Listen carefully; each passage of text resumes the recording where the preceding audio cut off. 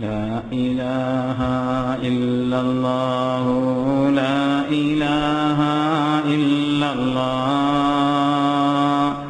لا إله إلا الله محمد رسول الله أنت تطلع بيننا في الكواكب كالبدور بل وأشرف منه يا سيدي خير النبي لا إله إلا الله لا إله إلا الله أنت أم أم أب ما رأينا فيهما مثل حسنك قط يا سيدي خير النبي لا إله إلا الله لا إله إلا الله لا إله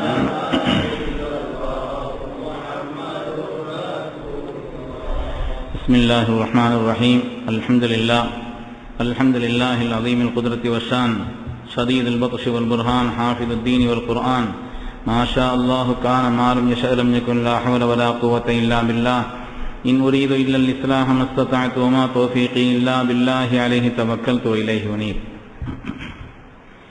கண்ணியமிக்க உலமா பெருமக்களே, மேன்மைக்குரிய நிர்வாக பெருமக்களே, வருகைந்திருக்கக்கூடிய அல்லாஹ்வின் நல்லடியார்களே, அருமை நாயகம் ஸல்லல்லாஹு அலைஹி வஸல்லம் அவர்களின் பாக்கியம் நிறைந்த உம்மத்துமார்களே, மேன்மைக்குரிய தாய்மார்களே, சகோதரிகளே, பாசமிக்க சிறுவர்களே, சிறுமியர்களே, ஆரம்பமாக உங்கள் எல்லோருக்கும் எனது பணிவான இஸ்லாமிய காணிக்கை சலாத்தினை சமர்ப்பித்தவனாக என் வார்த்தைகளை தொடங்குகிறேன். அஸ்ஸலாமு அலைக்கும் வரஹ்மத்துல்லாஹி வபரகாத்துஹ். கண்ணியமிக்கவர்களே, பலவிதமான வேலைகளுக்கு மத்தியிலே இஷா தொழுகைக்கு பிறகு அடுத்த நாட்கள் பணிகளெல்லாம் இருந்தாலும் கூட தொடர்ந்து ஆர்வத்தோடு கண்மணி நாயகம் ஸல்லல்லாஹு அலைஹி வஸல்லம் அவர்கள் மீது நாம் கொண்ட அன்பை வெளிப்படுத்தக்கூடிய விதத்திலே தொடர்ந்து இந்த நிகழ்வை கலந்து கொண்டிருக்கக்கூடிய நம் எல்லோருக்கும் அல்லாஹு தஆலா தன்னுடைய பேரருளை நிறைவாக ஆக்கி தந்தருள்வானாக. உன்னதமான இந்த மஜ்லிஸில் நாம் ஒன்று கூடியிருப்பதை போல் அல்லாஹு தஆலா அவனுடைய உத்தமமான கண்மணி ரசூலுல்லாஹி ஸல்லல்லாஹு அலைஹி வஸல்லம் அவர்களோடு சேர்ந்து மேன்மையான சொர்க்கத்திலும் அல்லாஹ் நம்மை ஒன்று சேர்த்து வைத்தருள்வானாக. சங்கைக்குரிய பெருமக்களே, ஸல்லல்லாஹு அலைஹி வஸல்லம் அவர்களுடைய நிக்காஹ் திருமணம் சம்பந்தமாக நாம் சொல்லி வந்தோம். தமிழ்ல கூட திருமணம்ங்கிற இந்த வார்த்தை இருக்குது, அதுக்கு நிகராக வேறொரு வார்த்தை இல்லை என்று சொல்வார்கள்.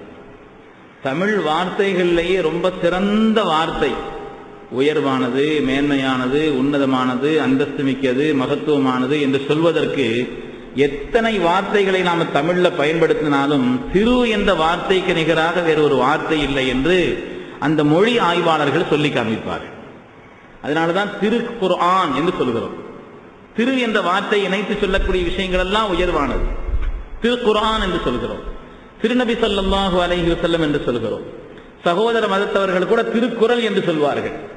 திரு என்ற வார்த்தை இருக்கிறதே அவ்வளவு மகத்துவமானது. அதனால்தான் கண்மணி நாயகம் ஸல்லல்லாஹு அலைஹி வஸல்லம் அவர்களை புகழ வந்த நம்முடைய உமரப்பா அவர்கள் ஸல்லல்லாஹு அலைஹி வஸல்லம் எப்படி சொல்வது, திருவினும் திருவாய் என்று சொல்வார்கள். உலகத்தில் எதுவெல்லாம் திருவோ அந்த திருவுக்கெல்லாம் தாங்கள் திருநாயகமே சொல்வாங்க. திருங்கிற வார்த்தை அவ்வளவு மேன்மையானது. அரபியில அலீம் என்ற வார்த்தைக்கு நிகராக மேன்மையை சொல்வதற்கு ஒரு வார்த்தை இல்லை என்று சொல்வார்கள். அலீம் என்று சொன்னால் மேன்மையானது, உயர்வானது என்று சொல்வதற்கு அரபியில அந்த அலீம் என்ற வார்த்தையை விட்டால், அதனாலதான் ஸல்லல்லாஹு அலைஹி வஸல்லம் ரமதானை குறித்து சொல்லும் பொழுது ஷஹ்ருன் அலீம், அதீமான ஒரு மாதம் என்று சொல்வார். அல்லாஹு தஆலா நாயகத்தினுடைய குணத்தை பற்றி சொல்லும் பொழுது இன்னக லஅலா குலுகின் அதீம், நாயகமே தாங்கள் அதீமான குணத்தில் இருக்கிறீர்கள் என்று சொல்வார். அரபியிலே அதீம் என்ற வார்த்தைக்கு நிகராக தமிழ்ல திரு என்ற வார்த்தையை சொல்வார்கள். அதனால் அந்த திரு என்ற வார்த்தையை இணைத்து நாம் மனம் என்பதை சேர்த்துக் கொள்கிறோம். உலகத்தில் எத்தனை மனங்கள் இருந்தாலும் அதெல்லாம் வாடி போகின்ற மனம் இந்த மனம் இருக்கிறதே, வாடாத மனம். அதனாலே திருமணம் என்பது கூட தமிழ்ல ஒரு உன்னதமான ஒரு வார்த்தையாக சொல்லி காண்பிப்பார்கள். நமது உயிரினும் மேலான கண்மணி நாயகம் ஸல்லல்லாஹு அலைஹி வஸல்லம் அவர்களுடைய சங்கை மிக்க மனைவிமார்களிலே, நம்முடைய தாய்மார்களிலே அன்னை ஹதீஜா ரலியல்லாஹு அன்ஹா, அன்னை சௌதா ரலியல்லாஹு அன்ஹா, ஹதரத் ஆயிஷா ரலியல்லாஹு அன்ஹா, ஹதரத் ஹப்ஸா ரலியல்லாஹு அன்ஹா, ஹதரத் ஜைனப் ரலியல்லாஹு அன்ஹா, ஹதரத் உம்மு சலமா ரலியல்லாஹு அன்ஹா, இன்னொரு ஜைனப் பின்த் ஜஹஷ் ரலியல்லாஹு அன்ஹா, ஹதரத் ஜுவைரியா ரலியல்லாஹு அன்ஹா. இவர்களை பற்றி நாம் நேற்றைய தினத்திலே ஓரளவு பார்த்தோம். அருமையான பெருமக்களே, அந்த தொடரிலே இன்று 3 பேர். ஹதரத் உம்மு ஹபீபா ரலியல்லாஹு அன்ஹா. இந்த உம்மு ஹபீபா யார்? இவங்களுடைய இன்னொரு பெயர் ரம்லா. ஆனால் உம்மு ஹபீபா என்ற பட்ட பெயராலேயே இவர்கள் அழைக்கப்படுகிறார்கள். அசல் பெயர் ரம்லா, ஆனால் உம்மு ஹபீபா என்ற பெயராலேயே அழைக்கப்படுகிறார்கள். அபூ சுஃபியான் மக்கா நகரத்தினுடைய பெருந்தலைவராக இருந்த அதற்கு அபூ சுஃபியானுடைய மகனார் தான் இந்த உம்மு ஹபீபா நாயகி அவர்கள். முதல் கணவர் உபைதுல்லாஹ் இப்னு ஜஹஷ் அபிசீனியாவுக்கு ஹிஜ்ரத் சென்றிருந்தார். அப்படி செல்கின்ற நேரத்திலே தான் இவங்களுக்கு ஹபீபான் ஒரு குழந்தை பிறந்துச்சு. அந்த குழந்தையினுடைய தாய் உம்மு ஹபீபான் ஹபீபாவுடைய தாயின் அர்த்தம். அதனால இவர்களுக்கு பெண் குழந்தை ஹபீபா என்ற ஒரு குழந்தை பிறந்தது. அந்த பழைய கணவர் இருக்கிறாரே, தவறான வழிகளிலே தன்னுடைய கவனங்களை செலுத்த ஆரம்பித்து விட்டார் ஹபஷா சென்றதற்கு பின்னாலே. உதாரணமா குடி போன்ற வகைகளிலே தன்னுடைய கவனத்தை செலுத்தி, அந்த குடி இருக்குதே அது உம்முல் கபாயிஸ், பாவங்களுக்கெல்லாம் அதுதான் தலைமைத்தனமானது. அது வந்துருச்சுன்னா எல்லா பாவமும் தன்னா வந்துடும். அது அந்த பாவம் என்பது வந்துவிட்டால் மற்ற ஹராம் எல்லாம் சாதாரணமாயிடும். அதனாலே பாவங்களின் தலைமைத்தனமான அந்த காரியத்திலே ஆரம்பித்த இந்த உபைதுல்லா என்பவர் கடைசியில இந்த தீனை விட்டு மதமாறிவிட்டார். அதற்கு உம்மு சலமா உம்மு ஹபீபா ரலியல்லாஹு அன்ஹா அவருடைய பழைய கணவர். அதற்கு பிறகு இத்தா கழிந்த பிறகு ஒரு நாள் அதற்கு உம்மு ஹபீபா ரலியல்லாஹு அன்ஹா இவங்க ஒரு கனவு காண்கிறாங்க. அந்த கனவிலே யா உம்முல் முஃமினீன் என்று அழைக்கப்படுவதாக ஒரு கனவு, முஃமின்களுடைய தாயே என்று அழைக்கப்படுவதாக கனவு கண்டார்கள். அந்த கனவு கண்டு முடித்து காலையில இவர்கள் எழுந்திருத்தால் அந்த நாட்டினுடைய மன்னர் நஜ்ஜாஷியின் தூதராக அபரஹா என்ற ஒரு பெண்மணி வந்து இவர்களிடத்திலே கண்மணி நாயகம் ஸல்லல்லாஹு அலைஹி வஸல்லம் அவர்களுக்காக பெண் கேட்க ஆரம்பித்தார். அடுத்த நாள் காலையிலே இந்த கனவினுடைய விளைவு என்பது காலையிலே தெரிந்தது என்பதாக வரலாற்றிலே சொல்லப்பட்டது. அதற்கு உம்மு ஹபீபா நாயகிக்கு உண்டான விசேஷ தன்மைகள்ல உள்ள பெருமக்கள் சொல்வார்கள், அதிக அளவிற்கு மகர் வழங்கப்பட்ட ஒரே பெண்மணி இவர்கள் தான். ஏன்னா இவங்களுக்கு மகர் கொடுத்தது இருக்கிறதே கண்மணி நாயகம் ஸல்லல்லாஹு அலைஹி வஸல்லம் அவர்களுக்காக மன்னர் நஜ்ஜாஷி அவர்கள் 4000 தீனார் மகர் கொடுத்தார். 4000 தீனார் ஸல்லல்லாஹு அலைஹி வஸல்லமுக்காக அவர்களுக்கு வனமுடிப்பதற்காக மன்னர் நஜ்ஜாஷி அவர்கள் 4000 தீனார் மகர் கொடுத்தார். அதே மாதிரி எல்லாருக்கும் விருந்து வைத்தார் மன்னர் நஜ்ஜாஷி, எல்லோருக்கும் விருந்து வைத்தார். இந்த அபரஹா என்ற இந்த ஒரு பெண் இருக்கிறார்கள், இவர்கள் தான் இடையிலே அந்த பேச்சுவார்த்தை நடத்தியவர்கள். இந்த அபரஹாவுக்கு ரொம்ப பெரிய ஆனந்தம், ஸல்லல்லாஹு அலைஹி வஸல்லமுக்கு மனமுடிப்பதற்காக நாம் இடையிலே பேச்சுவார்த்தை நடத்துவதற்கான வாய்ப்பு கிடைத்து விட்டதே, இந்த காரியம் கைகூடி வந்து விட்டதே என்ற ஆனந்தத்தில் ஏராளமான பரிசு பொருள்களை கொண்டு போய் அதற்கு உம்மு ஹபீபா நாயகிக்கு கொடுத்தார்கள். உம்மு ஹபீபா நாயகி மறுத்துட்டாங்க, அதெல்லாம் வேண்டான்னு சொன்னாங்க. அவங்க சொன்னாங்க, நான் இந்த பரிசு பொருள்களை கொண்டு வந்ததற்கான காரணமும் உங்களிடத்திலே நான் அளவுக்கு அதிகமாக தொடர்பு கொண்டதற்கான காரணமும் வேறு காரணம் அல்ல, ஒரே ஒரு காரணம் தான். ஹாஜதி இலைக அன் துக்ரி ரசூலுல்லாஹி ஸல்லல்லாஹு அலைஹி வஸல்லம் மின்னி ஸலாம். உம்மு ஹபீபா நாயகி அவர்களே, நீங்க எனக்கு ஒரே ஒரு உபகாரம் செய்யணும்னு சொன்னாங்க. ஒரே ஒரு உபகாரம் செய்யணும். ஸல்லல்லாஹு அலைஹி வஸல்லம் அந்த இடத்திற்கு மதீனா முனவ்வராவிற்கு தாங்கள் சென்றால் என்னுடைய சலாமை நாயகத்திற்கு சொல்லுங்கள் சொன்னாங்க. அந்த ஒரு பாக்கியம் எனக்கு போதும். ஸல்லல்லாஹு அலைஹி வஸல்லம் அவர்கள் என்னை பார்த்து வலைக்கும் ஸலாம் சொல்லிவிட்டா நான் பாக்கியம் செய்தவர். அதனாலே அப்படிப்பட்ட வாக்கியத்தை அடைவதற்காக என்னுடைய சலாமை நீங்கள் அங்கே சொல்லிவிட வேண்டும் என்பது மாத்திரமல்ல, நீங்கள் அவர்களிடத்தில் சொல்ல வேண்டும், இன்னி இத்தபஅது தீனஹு, நான் அவருடைய மார்க்கத்தை பின்பற்றக்கூடிய பெண் என்பதை நீங்கள் தெரிவித்து விட வேண்டும் என்று அதற்கு அபரஹா என்ற அந்த பெண்மணி உம்மு ஹபீபா நாயகி ரலியல்லாஹு தஆலா அன்ஹா அவர்களுக்கு பொறுப்பு கொடுத்தார்கள். உம்மு ஹபீபா ரலியல்லாஹு தஆலா அன்ஹா அவர்கள் திருநபி ஸல்லல்லாஹு அலைஹி வஸல்லம் இடத்தில் அந்த சலாமை எத்தி வைத்தார்கள். அவர்கள் பதில் சலாம் சொன்னதாக அந்த செய்தியை ஆனந்தப்பட்டதாக வரலாற்றில் நாம் பார்க்கிறோம். அதே போல உம்மு ஹபீபா நாயகியினுடைய இன்னொரு விசேஷ அம்சம் என்னன்னு சொன்னா, இவ்வளவு தொலை தூரத்தில் நடந்த நிக்காகும் இந்த நிக்காக தான். இந்த நிக்காகினால பலவிதமான மார்க்க சட்டங்கள் வெளிப்படுகிறது. இந்த நிக்காகின் காரணத்தினால பலவிதமான மார்க்க சட்டங்கள். தமிழ்நாட்டில் கூட ஒரு தடவை ஒரு ஊர்ல ஒரு பிரச்சனை நடந்துச்சு. வெளிநாட்டில இருந்து வர வேண்டிய மாப்பிள்ளை வந்து சேரல, பிளைட் லேட் ஆயிடுச்சு, கல்யாண பத்திரிக்கை எடுத்தாச்சு, சாப்பாடுலாம் ரெடி ஆயிடுச்சு, பெரிய சட்டி சாப்பாடு ஆக்கியாச்சு, பந்தல் போட்டாச்சு, ஊர் கூடியாச்சு. மாப்பிள்ளை இன்னைக்கு காலைல வர்றாருன்னா என்னமோ பிளைட் அப்படி தாமதம் இப்படி தாமதம், பிளைட் வரல. அது இப்ப என்ன செய்யறது? எல்லாரும் கூடி இருக்கிறாங்க. என்ன செய்யறது?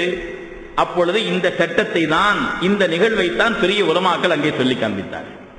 என்ன செய்யலாம் சொன்னா, அந்த நேரத்திலே அந்த பெண்ணிடத்தில் இருந்து அந்த ஹித்பத்தை, அந்த பேச்சுவார்த்தையை, நிக்காஹினுடைய அந்த ஒப்பந்தத்தை செய்யலாம்.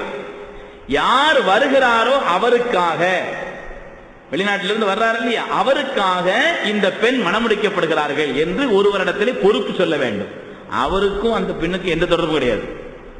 ஒரு ஆள் பொறுப்பு எடுக்கணும். வந்த உடனே இந்த பொறுப்பை இவர் கையிலே கொடுக்க வேண்டும். அப்படித்தான் மன்னர் நஜ்ஜாஷி அவர்கள் கண்மணி நாயகம் ஸல்லல்லாஹு அலைஹி வஸல்லம் அவர்களுக்காக உம்மு ஹபீபா நாயகி அவர்களை இன்னொரு இடத்திலே பொறுப்பு கொடுத்தார்கள். அந்த பொறுப்பை ஸல்லல்லாஹு அலைஹி வஸல்லம் இடத்திலே அவர்கள் ஒப்பந்தம் செய்து கொடுத்து விட்டார்கள். ஹஜ்ரத் உம்மு ஹபீபா நாயகி ரலியல்லாஹு அன்ஹா அவர்களுக்கு ஸல்லல்லாஹு அலைஹி வஸல்லம் அவர்களுக்கு ஒப்பந்தம் நடந்தது தொலை தூரத்திலே. இதிலிருந்து பலவிதமான மார்க்க சட்டங்களை பெருமக்கள் சொல்வார். உம்மு ஹபீபா நாயகி ரலியல்லாஹு அன்ஹா இஸ்லாத்தை ஏற்ற காரணத்தினாலே இஸ்லாத்தின் கடும் விரோதிகளாக இருந்தவர்கள், அபூ சுஃபியான் போன்றவர்கள், ஹாரிஸ் இப்னு ஹிஷாம் போன்றவர்கள், அப்படிப்பட்ட பெரிய தலைவர்களாக கருதப்பட்டவர்கள் எல்லாம் இஸ்லாத்தை ஏற்றுக்கொண்டார்கள். அப்பொழுதுதான் அல்லாஹ் ஒரு ஆயத்தையும் இறக்கி வைத்தான். அஸல்லாஹு அன் யஜஅல பைனக்கும் வ பைனல்லதீன ஆதைத்தும் மின்ஹும் மவத்தா. உங்களுக்கும் உங்களுக்கு விரோதிகளுக்கும் மத்தியில் அல்லாஹு தஆலா ஒரு மவத்தத்தாக, ஒரு பிரியமாக அல்லாஹு தஆலா இதை ஆக்கி வைத்தான் என்று அந்த ஆயத்திற்கு பெருமக்கள் இப்படி ஒரு நிகழ்வையும் காரணமாக சொல்லி காண்பிப்பார். அருமையான பெருமக்களே, துஆ செய்தா உடனே கபூலாகக்கூடிய ஆற்றல் பெற்றவர்கள் ஹஜ்ரத் உம்மு ஹபீபா நாயகி அவர்கள். பொதுவாக அந்த சீதேவிகள் எல்லாம் அந்த பாக்கியம் உள்ளவர்கள் தான். இருந்தாலும் உம்மு ஹபீபா நாயகி அவர்கள் கையேந்தி விட்டால் உடனே கபூலாயிருக்கும். அந்த அளவிற்கு ஆற்றல் உள்ளவர்களாக அல்லாஹ் மேன்மை வழங்கியிருந்தான் உம்மு ஹபீபா நாயகி ரலியல்லாஹு அன்ஹா.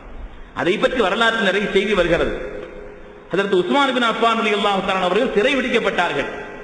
சிறை பிடிக்கப்பட்ட நேரத்தில் ஹஜ்ரத் உஸ்மான் இப்னு அஃபான் ரலியல்லாஹு தஆலா அவர்களை போய் பார்ப்பதற்காக உம்மு ஹபீபா நாயகி போறாங்க.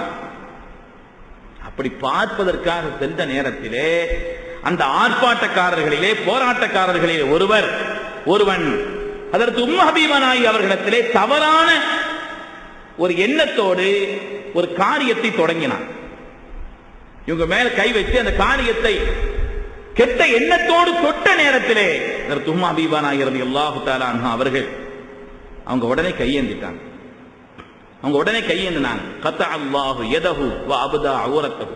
அல்லாஹ் உன் கையை முறிக்கட்டும், உன் அவுரத்தை வெளிப்படுத்தட்டும் என்று சொன்னாங்க. இவங்க சொல்லி திரும்பல்ல. யாரோ ஒருவர் வந்தார், யாரோ ஒருவர் உள்ளே வருகிறார்.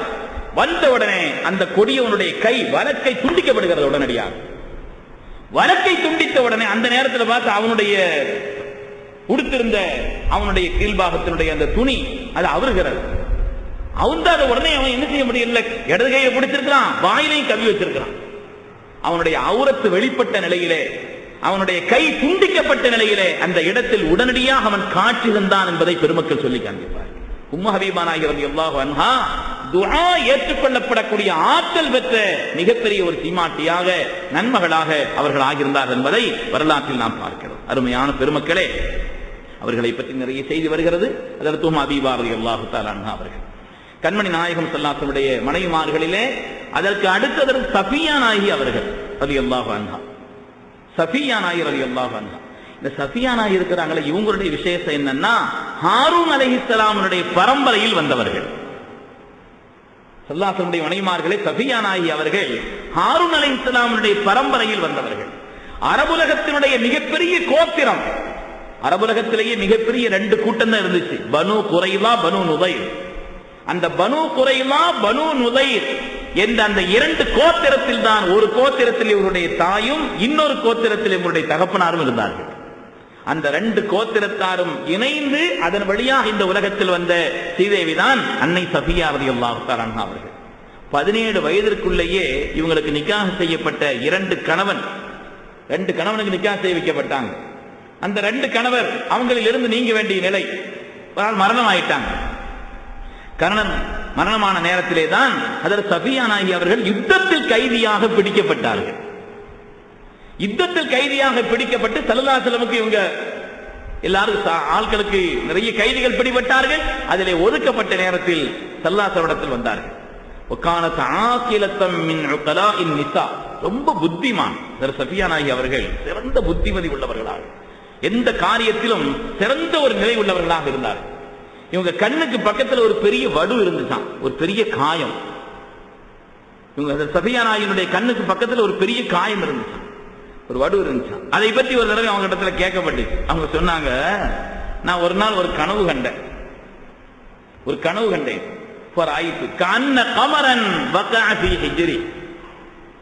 ஒரு சந்திரன் முழு நிலவு வந்து என் மடியில வந்து விழுது, அப்படி ஒரு கனவு கண்டேன். இந்த கனவு கண்ட உடனே பழைய என்னுடைய கணவர் இடத்துல இந்த கனவை நான் சொன்னேன். இந்த கனவை நான் சொன்னேன். இந்த கனவுக்கு நல்ல விளக்கம் தெரிஞ்சாலும் அந்த ஆள், இது தெரியாம நான் சொல்லிட்டேன். விட்டாரு ஒரு அடி.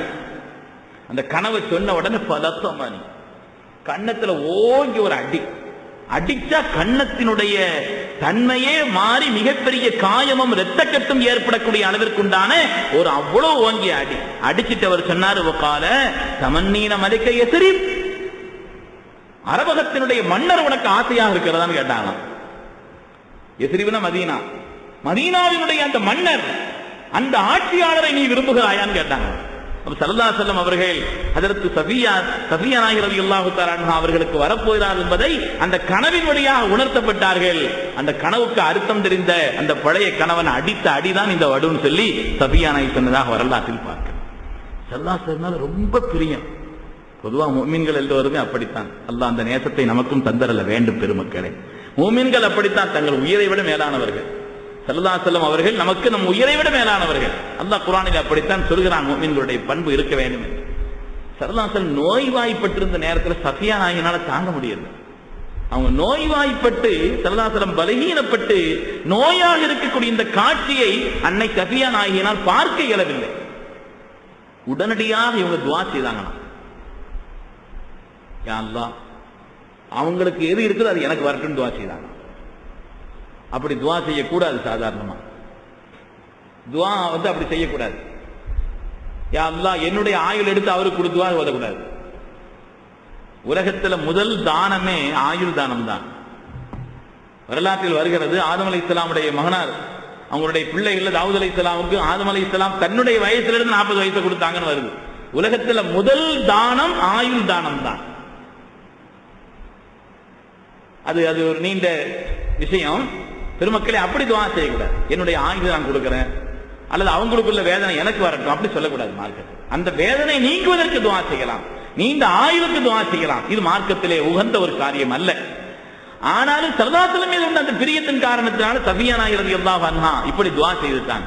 ஸல்லல்லாஹு அலைஹி வஸல்லம் சொன்னார்கள், இன்னஹா லசாதிகா, உளப்பூர்வமாக அவர்கள் உள்ளம் நிறைந்த அந்த துஆவை செய்திருக்கிறார்கள். அந்த விஷயத்திலே அவர்கள் உண்மையான பெண்மணி என்று கண்மணி நாயகம் ஸல்லல்லாஹு அலைஹி வஸல்லம் சர்டிபிகேட் கொடுத்தாங்க. ஆனால் பாராட்டி சொன்னார்கள். ஸல்லல்லாஹு அலைஹி வஸல்லம் சொன்னாங்க, ஹஜ்ரத் சஃபியா அவர்களே இந்த விஷயம் வேண்டாம் சொல்லிட்டாங்க, அப்படி துஆ செய்ய வேண்டாம் சொல்லி ஸல்லல்லாஹு அலைஹி வஸல்லம் சொல்லிவிட்டார்கள். ஆனால் அல்லாஹ்வுடைய ரசூலின் மீது உள்ள பிரியத்தின் காரணத்தினால் அப்படி சொன்னார். அது மாதிரி சஃபியா நாயகி ரலியல்லாஹு தஆலா அன்ஹா அவங்களை குறித்து மற்ற மனைவிமார்களுக்கு மத்தியில சில நேரங்களில் வந்து ஏதாவது பேச்சுவார்த்தை, மனிதன்னா எல்லா நேரத்திலும் ஒரு மாதிரி இருக்காது இல்லையா, சில நேரங்களில் மனிதர்கள் தான் நம்ம மலக்கா. அதனால சில நேரங்கள் அப்படி கூட குறைவு பேச்சு வரும் பொழுது ஒரு தடவை அதற்கு சஃபியா நாயகி அவங்கள பார்த்து ஆயிஷா நாயகி சொன்னாங்க, ஆமா ஆமா என்ன இருந்தாலும் அந்த யகூதியத்து குணம் கொஞ்சம் இருக்குதுன்னாங்களாம். இந்த யகூதியத்தினுடைய குணம் கொஞ்சம் இருக்கு. ஸல்லல்லாஹு அலைஹி வஸல்லம் 2 மாசம் பேசல. இப்படி சொன்னதுக்காக யார் அப்படி சொன்னார்களோ அவர்களிடத்துல ஸல்லல்லாஹு அலைஹி வஸல்லம் 2 மாசம் பேசல. சஃபியா நாயகி ரொம்ப மனசு வருத்தப்பட்டு வந்து சொன்னாங்க. ஸல்லல்லாஹு அலைஹி வஸல்லம் சொன்னாங்க, நீங்க வருத்தப்பட வேண்டாம். சொன்னதற்கு அதற்கு ஆயிஷா நாயகி கண்டித்தார்கள். அலா குல்தி, நீ இப்படி சொன்னா என்னமான்னு கேட்டாங்க. ஸல்லல்லாஹு அலைஹி வஸல்லம் எடுத்து கொடுத்தாங்க. நீ இப்படி சொன்னால் என்ன, ஜௌஜி முஹம்மதுன் ஸல்லல்லாஹு அலைஹி வஸல்லம் வ அபி ஹாரூன் அலைஹிஸ்ஸலாம் வ அம்மி மூஸா அலைஹிஸ்ஸலாம். இந்த பாக்கிய துன்யால யாருக்குமா கிடைச்சிருக்கு? என்னுடைய கணவர் ஒரு பெரிய நபி, சய்யிதுல் அம்பியா கண்மணி நாயகம் ஸல்லல்லாஹு அலைஹி வஸல்லம். என்னுடைய தகப்பனார் ஒரு நபி, எதற்கு ஹாரூன் அலைஹிஸ்ஸலாம். என்னுடைய பெரிய தகப்பனார் அவங்களும் ஒரு நபி, எதற்கு மூஸா அலைஹிஸ்ஸலாம். இந்த பாக்கியம் யாரு கிடைச்சிருக்குது, நீ கேட்க வேண்டியதானு சொல்லி ஸல்லல்லாஹு அலைஹி வஸல்லம் சொல்லிக் கொடுத்தார் என்று பார்க்கிறோம். பெருமையான பெருமக்களே, சஃபியா நாயகியுடைய விசேஷ தன்மை என்னன்னு சொன்னா ரொம்ப ருசியா சமைப்பாங்களாம். எல்லாருக்கும் எல்லா கலையும் வந்துடாது இல்லையா? சில பேர் நினைச்சலாமா அப்படி அள்ளி போடுற மாதிரி இருக்கும், பார்த்தா அப்படி ருசியா இருக்கும். சில பேருக்கு பார்த்தா என்னத்தையோ சும்மா அப்படி விளையாட்டு அள்ளி அள்ளி போடுற மாதிரி இருக்கும், ஆனா சமைச்சு வந்துச்சுன்னா அவ்வளவு ருசியா இருக்கும். சில ஸ்ரீதேவிகளுடைய கைவண்ணத்தில் அப்படிப்பட்ட பக்குவம் நிறைந்த உணவுகள் தயாராகும். அப்படி உணவு தயாரிக்கிறதுல அதில் சஃபியானாகி அவர்கள் ரொம்ப கை திறமையானவர்கள். இவங்களுடைய அதை பற்றி கூட வரலாற்றிலே பல செய்திகள் வருகிறது, ரொம்ப நேரம் நீண்டு போயிடும். அதே போல மார்க்க சட்டங்களை விளக்குவதில் மிக நேர்த்தியானவர்கள். பல பேர் தெரிந்திருக்கலாம், விளக்கிறது ஆற்றல்ங்கிறது எல்லாருக்கும் வராது. மார்க்க சட்டங்களை விளக்கி கொடுப்பதிலே, பெண்களுக்கு விளக்கி சொல்வதிலே மிக தேர்ச்சி பெற்றவர்களாக, நேர்த்தியான முறையிலே அதை சொல்லக்கூடிய ஆற்றல் பெற்றவர்களாகவும் அதில் சஃபியா நாயகி ரலியல்லாஹு அன்ஹா இருந்தார் என்பதை வரலாற்றில் பார்க்கிறோம். ஹிஜ்ரி 50 புனிதமான ரமதானுடைய மாதத்திலே அவர்கள் வஃபாத்தானார்கள், ஜன்னத்துல் பக்கீயில் அடக்கம் பெற்றார். நிறைவாக மைமூனா ரலியல்லாஹு அன்ஹா அவர்கள். ஒரு தடவை நம்ம ரெண்டாவது திருப்பி எல்லாத்தையும் ஒரு பேர் சொல்லி ஞாபகப்படுத்தி பார்த்துக்கிறோம். நிறைவாக மைமூனா ரலியல்லாஹு தஆலா அன்ஹா அவர்கள் நிக்காஹ் நடந்தது சரஃப் என்ற இடத்திலே. ஸல்லல்லாஹு கடைசி நிக்காஹ் இவங்களோட தான். சரஃப் என்ற ஒரு இடம், மக்கா மதீனாவிலோ வேற இடத்துல இல்ல, சரஃப் என்ற ஒரு இடம். ஸல்லல்லாஹு கூட ஒரு பெரிய விருந்து வச்சாங்க. வரலாற்றில் என்ன வருகிறதுனா, எந்த இடத்தில் இவர்களுக்கு நிக்காஹ் நடந்ததோ அதே இடத்துல தான் எங்களுடைய வஃபாத்தும் நடந்தது. மைமூனா ரலியல்லாஹு தஆலா அன்ஹா அவர்களுக்கு ஸல்லல்லாஹு அலைஹி வஸல்லம் எந்த இடத்துல நிக்காஹ் நடந்துச்சோ அந்த இடத்துல தான் எங்களுடைய வஃபாத்தும் இருந்துச்சு. ஹஜ்ஜை முடித்துவிட்டு திரும்பி வரக்கூடிய அந்த சமயத்திலே சரஃப் என்ற இடத்திலேயே அவங்க வஃபாத்தானாங்க, அங்கேதான் அடக்கப்பட்டிருக்கிறார்கள். இவங்களுடைய ஜனாசாவை கொண்டு செல்லும் பொழுதுதான் வேக வேகமாக தூக்கி கொண்டு ஆட்டி சென்ற நேரத்திலே இப்னு அப்பாஸ் ரலியல்லாஹு அன்ஹு கண்டித்தார்கள், இதா ரஃபஅத்தும் நஅஸஹா ஃபலா துஸல்ஸிலுஹா வலா துஸஅஸிஉஹா உர்ஃபுகு பிஹா ஃபஇன்னஹா உம்முக்கும் முஸன்னா. அவங்களுடைய தாய், அதை நீங்கள் பக்குவமாக கண்ணியமாக கொண்டு செல்லுங்கள். ரொம்ப ஆட்டிக்கிட்டு இப்படி ஆர்ப்பாட்டத்தோடு நீங்கள் செல்லக்கூடாது, மிருதுவாக அதை கண்ணியமான முறையில் கொண்டு செல்லுங்கள் என்று சய்யிதுனா அப்துல்லாஹ் இப்னு அப்பாஸ் ரலியல்லாஹு தஆலா அன்ஹு அவர்கள் சொன்னதாக வரலாற்றில் நாம் பார்க்கிறோம். அருமையான பெருமக்களே, ஹஜ்ரத் இப்னு அப்பாஸ் ரலியல்லாஹு தஆலா அவங்க தான் தொழுக வச்சாங்க. ஹிஜ்ரி 61 ஹஜ்ரத் மைமூனா ரலியல்லாஹு தஆலா அவர்கள் வஃபாத்தானார். ஸல்லல்லாஹுடைய மனைவிமார்கள்ல இந்த 11 பேர். அப்ப ஸல்லல்லாஹு அலைஹி வஸல்லம் வாழ்ந்த காலத்திலேயே 2 பேர் இறந்துட்டாங்க. ஹதீஜா ரலியல்லாஹு அன்ஹா, ஸைனப் பின்த் ஹுஸைமா ரலியல்லாஹு தஆலா அன்ஹா, உம்முல் மசாகின், பிறருக்கு வழங்குவதிலே, ஏழைகளுக்கு தான தர்மங்கள் செய்வதிலே உலகத்திற்கு தாயாக திகழ்ந்த அன்னை ஸைனப் நாயகி அவர்கள். அவ அந்த வரிசையிலே முதல்ல ஹதீஜா ரலியல்லாஹு அன்ஹா, இரண்டாவது சௌதா ரலியல்லாஹு தஆலா அன்ஹா அவர்கள். இரண்டாவது மூணாவது சொல்ல இடையில தெரியாட்டா என்ன செய்யறது, கொஞ்சம் சொல்லிக்கிறேன், ஞாபகம் சொல்லிக்கிறேன், முடிஞ்ச வரை சொல்லுங்க. முதலாவது ஹதீஜா ரலியல்லாஹு தஆலா அன்ஹா. நான் ஊர்ல எல்லாம் பயான் வச்சா அப்படி விட மாட்டேன். பயானுக்கு பிறகு ஒரு மாசம் கழிச்சு போட்டி இருக்கும். பயான்லாம் வச்சா அப்படி மறந்து போயிடக்கூடாதுங்கிறதுக்காக அடுத்து போட்டி இருக்கும். இப்ப நம்ம போட்டி போட்டு இது கொடுக்கிற மாதிரி இல்லைன்னாலும் மனசுல கவனத்துல வைக்கணும், கவனத்துல கேட்டு வைக்கணும். 2 விஷயத்தையும் கவனிச்சா மனசுல ஆயிடும்.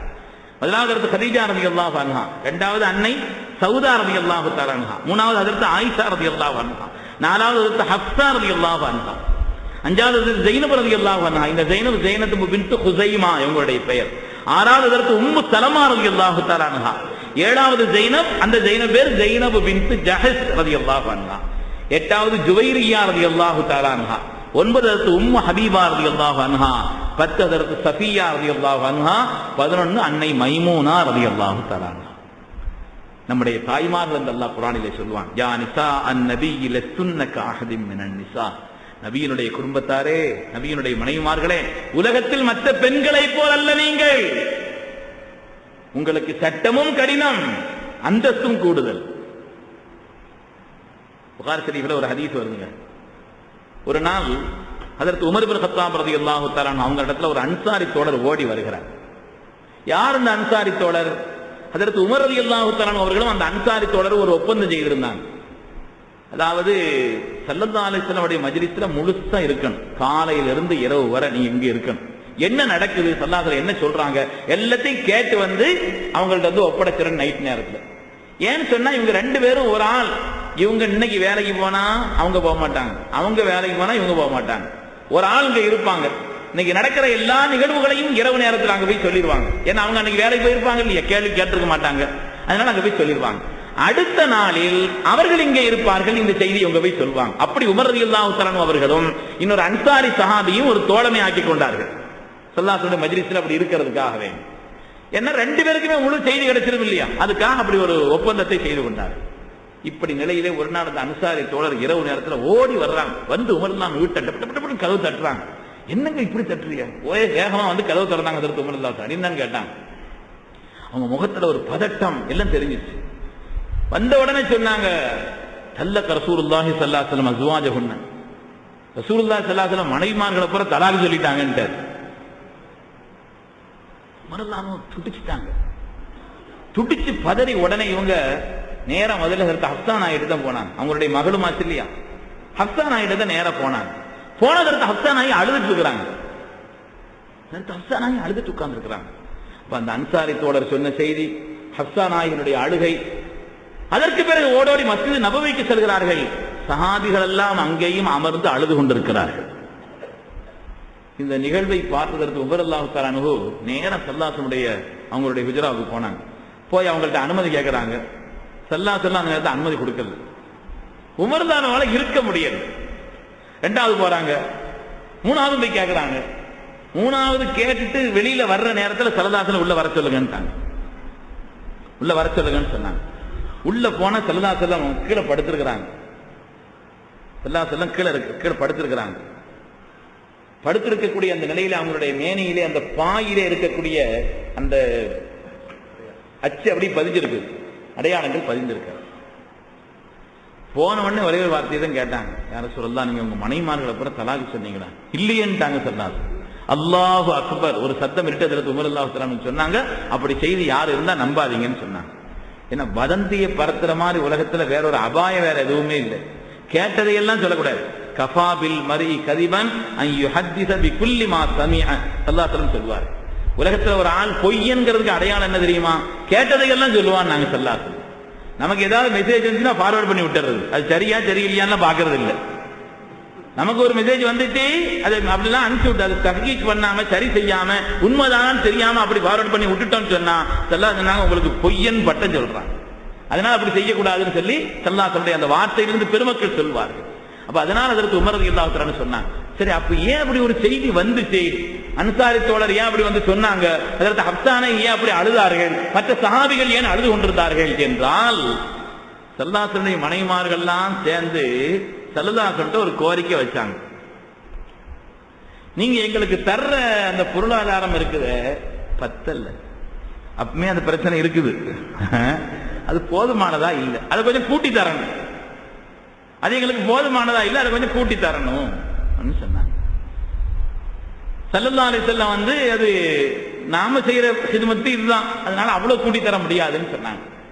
அப்ப அப்படிப்பட்ட நிலையில அவங்களுடைய பேச்சுவார்த்தைகள் அந்த நேரத்தில் கொஞ்சம் சூழ்நிலைகள் மாறிய நேரத்தில் ஸல்லல்லாஹு அலைஹி வஸல்லம் அவங்க சொன்னாங்க, ஒரு கட்டத்தில் இந்த பேச்சுவார்த்தைகள் மாறி வரக்கூடிய சூழ்நிலையில ஸல்லல்லாஹு அலைஹி ஒரு கட்டத்தில் சொன்னாங்க, உங்க யாரோடும் நான் 1 மாசம் பேச மாட்டேன்னு சொன்னாங்க. அதுதான் விஷயம்.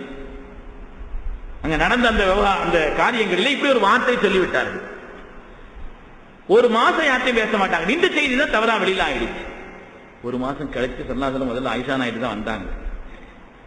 ஆயிஷா நாயிட்டு வந்தாங்க. ஆயிஷா, நான் உங்ககிட்ட ஒரு விஷயம் கேட்க போறேன்.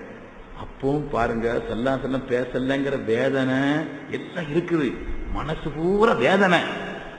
ஆனா வந்த உடனே கேட்டாங்களாம், 1 மாசம் பேச மாட்டேன்னு சொன்னீங்களே, 29 நாள் தான் ஆச்சுன்னு கேட்டாங்களாம். 1 மாசம் பேச மாட்டேன்னு சொன்னீங்களே, 29 நாள் தான் ஆச்சு. ஸல்லல்லாஹு சொன்னாங்களா, ஆயிஷா, மாசம் என்றால் இப்படி இப்படி இப்படின்னு சொன்னாங்க. மாசம் 30 வரும், 29 வரும். அதனால இது ஒண்ணு நான் வார்த்தை தவறான்னு சொல்லல, 29 நாட்கள் உள்ள மாதம் இது, அரபி மாதம் இது. அதனால அது ஒண்ணு குற்றம் இல்லைன்னு சொல்லிட்டு நான் உங்கள்கிட்ட வேற ஒரு விஷயம் கேட்க வந்தேன். இந்த விஷயத்தில் அல்லாஹ் தஆலா எனக்கு ஒரு ஆயத்தை இறக்கியிருக்கிறான். உங்களுக்கு துன்யாவினுடைய இந்த காரியம் சுகம், இதிலே உள்ள இந்த வசதிகள் தான் உங்களுக்கு வேணும்னு சொன்னா நல்லபடியா நான் உங்களை பிரிச்சு விட்டுறேன். நீங்க அந்த வாழ்க்கையை சுகமா வாழ்ந்துக்கணும். இல்ல ஆகிரத்தினுடைய வாழ்க்கை, அல்லாஹ் ரசூலுடைய திருப்தி, அதுதான் உங்களுடைய லட்சியம்னு சொன்னா நீங்க அந்த விஷயத்துல முடிவெடுக்கணும்னு சொன்னாங்க. அதற்கு ஆயிஷா ரலியல்லாஹு அன்ஹா ரொம்ப புத்திசாலி தான் பெண், ரொம்ப புத்திகூர்மதியான பெண் அல்லவா. ஆயிஷா சொன்னாங்களா, யார் சொல்லுங்க, நான் அல்லாஹ் ரசூலை தான் தேர்ந்தெடுக்கிறேன், எனக்கு ஒண்ணு வேண்டாம் நாயகன், நான் உங்களையும் அல்லாஹ்வையும் தேர்ந்தெடுக்கிறேன்னு சொன்னாங்க. சொல்லிட்டு சொன்னாங்களா, நீ யார்ட்டையும் போய் நான் இப்படி சொன்னேன்னு சொல்லாதீங்கன்னாங்களா. நீங்க மத்த ஆள்கிட்ட கேளுங்க, நான் சொன்னேன்னு சொல்லாதீங்க, நீங்க கேட்கிற மாதிரி கேளுங்க. நான் இப்படி சொன்னேன்னு சொல்லாங்க சொன்னாங்கன்னா, இல்ல இல்ல யார்கிட்ட இந்த பேச்சை கேட்டாலும் ஆயிஷாவிடத்தில் கேட்டேன், ஆயிஷா இப்படி சொன்னார்கள் என்று சொல்லிவிட்டு தான் அடுத்த பேச்சை துவங்குவேன்னு சொன்னாங்க. அப்ப இந்த இடத்துல நமக்கு ஒரு சந்தேகம், அவ மனைவிமார்கள் எல்லாம் சரதாசனுடைய மனைவிமார்கள் அல்லவா, அவங்க இந்த துன்யாவுடைய காரியங்களை கேட்கக்கூடிய அளவிற்கு உண்டான துன்யாவுடைய மோகத்தில் ஆகிவிட்டார்களா? துன்யாவுடைய மோகம், துன்யாவுடைய வசதி, உலகத்தினுடைய இந்த வாய்ப்புகள், இது அவங்களுக்கு அவ்வளவு பெரிதாக தெரிந்ததா? சல்லாசனுடைய மனோநிலையை வருத்தப்படக்கூடிய அளவிற்கு செய்ய வைக்கக்கூடிய அளவிற்கு உண்டான ஒரு நிலைப்பாடு அங்கே உண்டானதா என்று பார்த்தால், நாம் அவங்களுடைய வீட்டு நிலைமையை விளங்கினா இப்படி கேள்வியே வராது. சல்லாசனுடைய வீடு எப்படி இருந்தது என்பதை நாம் விளங்கி கொண்டிருந்தால் இந்த கேள்வியே வராது. நாம விளங்கி இருக்கிற வசதிங்கிறது இருக்குதே, அது வேறமான வசதி. அங்க இருந்த நிலை இருக்கிறது அப்படி அல்ல. சல்லாசனுடைய மனைவிமார்களின் வீடு எப்படி இருந்தது அதை விளங்குனா அவங்க கேட்ட வசதிங்கிறது ரொம்ப சாதாரணமானதிலும் ரொம்ப சாதாரணமானது. நாம நினைக்கிற மாதிரி ஒரு படாடோபமோ உலகத்தினுடைய அலங்காரங்களோ அல்ல என்பது தெரிந்துவிடும். சல்லாசனுடைய வீடுகள், அவங்களுடைய வீடு சம்பந்தப்பட்ட சில விஷயங்களை நாம பரிமாறினார். திருமக்களே, குர்ஆன் ஷரீஃபிலே அல்லாஹ் தஆலா ஹுஜராத் என்ற பெயராலேயே ஒரு தனி சூறாவையே சொல்கிறான். சல்லாசனுடைய வீடுகள், சல்லாசனுடைய வீடுகள் என்பது சாதாரணமானதல்ல. கியாமத்து நாள் வரை இந்த குடும்பங்களுடைய பாடங்கள் அங்கிருந்து தான் கிடைத்தது. மனித சமுதாயத்திலே குடும்பங்கள் எப்படி நடந்து கொள்ள வேண்டும் என்பதற்கான பாடங்கள் அங்கிருந்து தான் கிடைத்தது. ஜிப்ரீல் அலைஹிஸ்ஸலாம் அதிகமாக வருகை தந்த இடமாகவும் அந்த வீடுகள் ஆகியிருந்தது. சாதாரண இடங்கள் அல்ல அந்த வீடுகள். சல்லாஹ்வுடைய வீடு எங்க இருந்துச்சு? மஸ்ஜிது நபவியை சுத்தி. கானத் ஹுஜராத் நபி ஸல்லல்லாஹு அலைஹி வஸல்லம் காயிமத்தன் அலா அத்ராஃபில் மஸ்ஜித். மஸ்ஜிது நபவியை சுத்தி அந்த 9 வீடுகளும் இருந்துச்சு. 9 வீடுன்னா நீங்க பெரிய கற்பனை பண்ணிடாதே பெரிய வீடுகள்னு. அல்லாஹ்வே ஹுஜராத்னு சொல்றான். அது சின்ன ரூம். அது எப்படி இருந்துச்சுங்கிறது கூட வருது. அதில் 4 வீடுகள் செங்கல்களால் ஆக்கப்பட்டிருந்தது. செங்கல் வச்சு கட்டப்பட்டிருந்துச்சு. மீதி உண்டான வீடுகள் சில கல் மேல் கல் ஆக்கப்பட்டிருந்தது. கல்ல வச்சு அந்த கல் அடுக்கி வைக்கப்பட்டிருந்தாலும் கூட வலம் யகுன் முஜஸ்ஸஸா, அது பூசப்படவில்லை. ரொம்ப தெளிவா அப்படி பூசப்பட்டெல்லாம் அந்த வீடு இல்லை. அடுக்கி வைக்கப்பட்டிருந்தது, விழுந்து விடாமல் இருக்கும். அந்த அளவுக்கு உண்டான ஒரு நிலையில் தான் வீடு இருந்தது. அதனுடைய மேல் பகுதி பேரீத்தம்பழ மரங்களுடைய அந்த கீற்றுகளை கொண்டு மறைக்கப்பட்டிருந்தது. மேல் பகுதி சுகூஃபுஹா கைருல் முத்தசாவியா, அதுவும் கூட ரொம்ப நேர்த்தியாக அடுக்கி வைக்கப்படவில்லை. மேல பேரீத்தம்பழங்களுடைய அந்த தென்னை கீற்று மாதிரி வச்சுக்கலாம், நமக்கு உதாரணம் சொல்றதா இருந்தா. அந்த கீற்றுகளை கொண்டு மேலே வேயப்பட்டிருந்தது. அதுவும் எப்படி இருந்துச்சுன்னு சொன்னா, எல்பிசுஹா எதுல் வாக்கிப், ஒரு ஆள் எஞ்சி நின்று தொட்டா மேல தொட்டுறலாம், எஞ்சி நின்னா மேல கைப்படும். அந்த அளவுக்கு தான் உயரம், அதனுடைய உயரமும் கூட. சாதாரணமா ஒரு ஆள் எழுந்திருத்தால் மேலே தொட்டு விடலாம், அந்த அளவிற்கு தான் அதனுடைய உயரம். பெருமக்களே, சல்லாஹ்வுடைய வீடுகளை பத்தி நாம சொல்றது இருக்குது. அல்லாஹ் நமக்கு தந்த நியமத்துகளை எண்ணி பார்ப்பதற்காக, ஏழைகளுடைய கஷ்டங்களை கண்மணி நாயகம் ஸல்லல்லாஹு அலைஹி வஸல்லம் தெளிவாக உணர்ந்திருந்தார்கள் என்பதை உணர்த்துவதற்காக, வாழ்க்கையினுடைய அசல் ஆகிரத்து தான் என்பதை புரிவதற்காக. வாழ்க்கைங்கிறது இந்த உலகத்தினுடைய மேன்மை விட்டு அந்த வாழ்க்கை தான் வாழ்க்கைன்னா, இந்த உலகத்தில் ஸல்லல்லாஹு அலைஹி வஸல்லம் இப்படி சிரமப்பட்டு அல்லாஹ் வைத்திருக்க மாட்டான். இந்த உலகத்தில் மன்னர்களுக்கெல்லாம் உயர் மன்னராக வாழ்க்கையினுடைய வசதிகளை எல்லாம் ஏற்படுத்தி கொடுத்திருப்பான். அது அவங்க தேர்ந்தெடுத்தது. திருமக்களே, அவர்கள் தேர்ந்தெடுத்தது. ஹஜ்ரத் இமாம் ஹசன் பஸ்ரி ரஹ்மத்துல்லாஹி அலைஹி சொல்வார்கள், என்னுடைய தாய் ஹைரா. ஹஜ்ரத் இமாம் ஹசன் பஸ்ரி அவங்களுடைய தாய் ஹைரா. இந்த ஹைரா என்ற பெண்மணி இருக்கிறார்களே, அன்னை உம்மு ஸலமா ரலியல்லாஹு தஆலா அன்ஹா அவங்களுடைய வீட்டுக்கு போய் வரக்கூடியவர்களா இருந்தார்கள். உம்மு ஸலமா அவருடைய வீட்டில் போய் சில பணிகளை கூட செய்து வந்தார்கள். என்னுடைய தாய் ஹைரா அவர்களோடு அதற்கு உம்மு ஸலமா நாயருடைய வீட்டிற்கு நான் சென்று வரக்கூடியவராக நான் இருந்தேன். நாங்க ஓட்ட முடிச்சு விளையாடுற வீடுகள் அதெல்லாம் இமாம் ஹசன் பஸ்ரி சொல்றாங்க. அப்படி வீடுகளிலே அந்த வீட்டினுடைய காரியங்கள்ல நான் கை தொட்டால் என் தாயின் இடுப்புல நான் உட்கார்ந்து இருப்பேன், என்னுடைய கையை உயர்த்தினால் மேலே படுங்கிறாங்க. வீட்டினுடைய நிலைப்பாடு எப்படி இருந்துச்சுங்கிறத ஒரு சின்ன கற்பனை நம்ம மனதில் வைத்துக் கொள்வதற்காக. சரி, அதனுடைய மேல் கூரை இப்படி பேரித்தம்பளத்தினுடைய நிலைகளால் அந்த ஓலைகளால் இருந்துச்சுன்னு சொன்னா, வாசல் கதவும் அப்படித்தான். பேரித்தம்பழ மரங்களுடைய அந்த தட்டி இருக்கிறது அதான் வாசல்ல வைக்கப்பட்டிருந்துச்சு. அதுக்கும் கூட அந்த ஹல்காத்துல் அபுவாப்னு சொல்லுவாங்களே, அந்த பழையங்கள்லாம் ஒண்ணும் இல்லை, பிடிகள் எல்லாம் ஒன்றும் இல்லை, தூக்கி அப்படி சேர்த்து வைக்கிற மாதிரி அந்த வீட்டினுடைய நிலை இருந்துச்சு. அங்க வரக்கூடியவர்கள் தூக்குறாவில் ஏது கையை கொண்டு அப்படி தட்டுவாங்களாம். அதுல லேசா சில பேர் கையை கொண்டு விரலை கொண்டு கூட தட்ட மாட்டாங்களாம். சில சஹாபிகள் இருக்கிறாங்களே, ஓ பாபுஹும் பில் அதாஃபீர், நகத்தை கொண்டு தட்டுவாங்க. இஹ்திராமன் லின்-நபி ஸல்லல்லாஹு அலைஹி வஸல்லம், ஸல்லல்லாஹுடைய கண்ணியத்தை மனதில் கருதியதற்காக அவங்க விரல்களை கூட கொண்டு தட்ட மாட்டாங்க, அந்த நகங்களை கொண்டு லேசாக தட்டுவார்கள் என்பதாக வரலாற்றிலே வருகிறது. அந்த 9 வீடுகளிலே முதலாக கட்டப்பட்டது அன்னை ஆயிஷா ரலியல்லாஹு அன்ஹா, அதுபோல அதற்கு ஹப்ஸா நாயகி அவர்களுக்கு தான் முதல்ல அந்த வீடு கட்டப்பட்டுச்சு. அதுக்கு பிறகு மற்ற எல்லோருக்கும் கட்டப்பட்டது.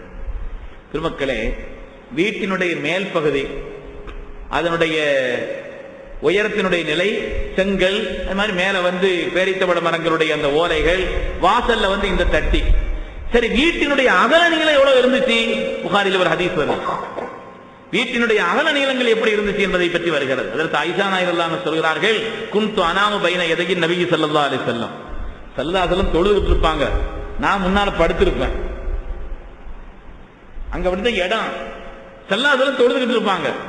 அப்படி படுத்திருக்கும் பொழுது ஒரு ஜிலாய ஃபீ கிப்லத்தைஹி, ஸல்லல்லாஹு அலைஹி வஸல்லம் என்ன தொழுதுட்டு இருக்காங்கன்னா நான் முன்னால படுத்திருப்பேன், என்னுடைய கால்கள் இரண்டும் அவங்களுடைய கிபிலாவின் பக்கம் இருக்கும்.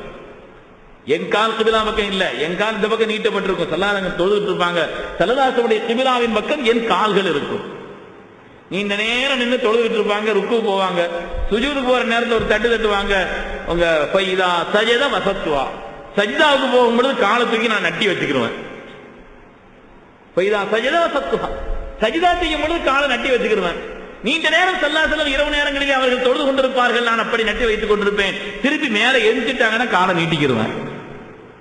ஏன்னா அவ்வளவுதான் வீட்டினுடைய நிலை, வீட்டினுடைய நிலைப்பாடுகள் என்பது அப்படித்தான் ஆகியிருந்தது. நான் அதனால் அப்படிப்பட்ட ஒரு நிலையில் ஆக்கிக் கொண்டேன். ஸல்லல்லாஹு அலைஹி வஸல்லம் வீட்டில் வந்து வசதிகள் குறைவா இருந்துச்சு, முஹப்பத் ஒன்றும் குறையில்லைங்க, வசதிகள் குறைவு இருந்தது.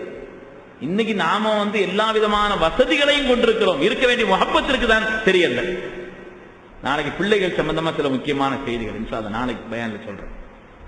நம்ம பிள்ளைகளுக்கு செய்ய வேண்டிய கடமைகளும் ஸல்லல்லாஹு அலைஹி வஸல்லம் மக்களும் அது சம்பந்தமா பெற்றோர்களான நாம் விளங்கிக் கொள்ள வேண்டிய அடிப்படையான விஷயங்கள் அல்லாஹ்வுடைய நாட்டம் இருந்தால் இன்ஷா அல்லாஹ் நாளைக்கு சொல்லிக் கொள்வோம். பெருமக்களே, எந்த முஹப்பத்துக்கும் குறையில்லை.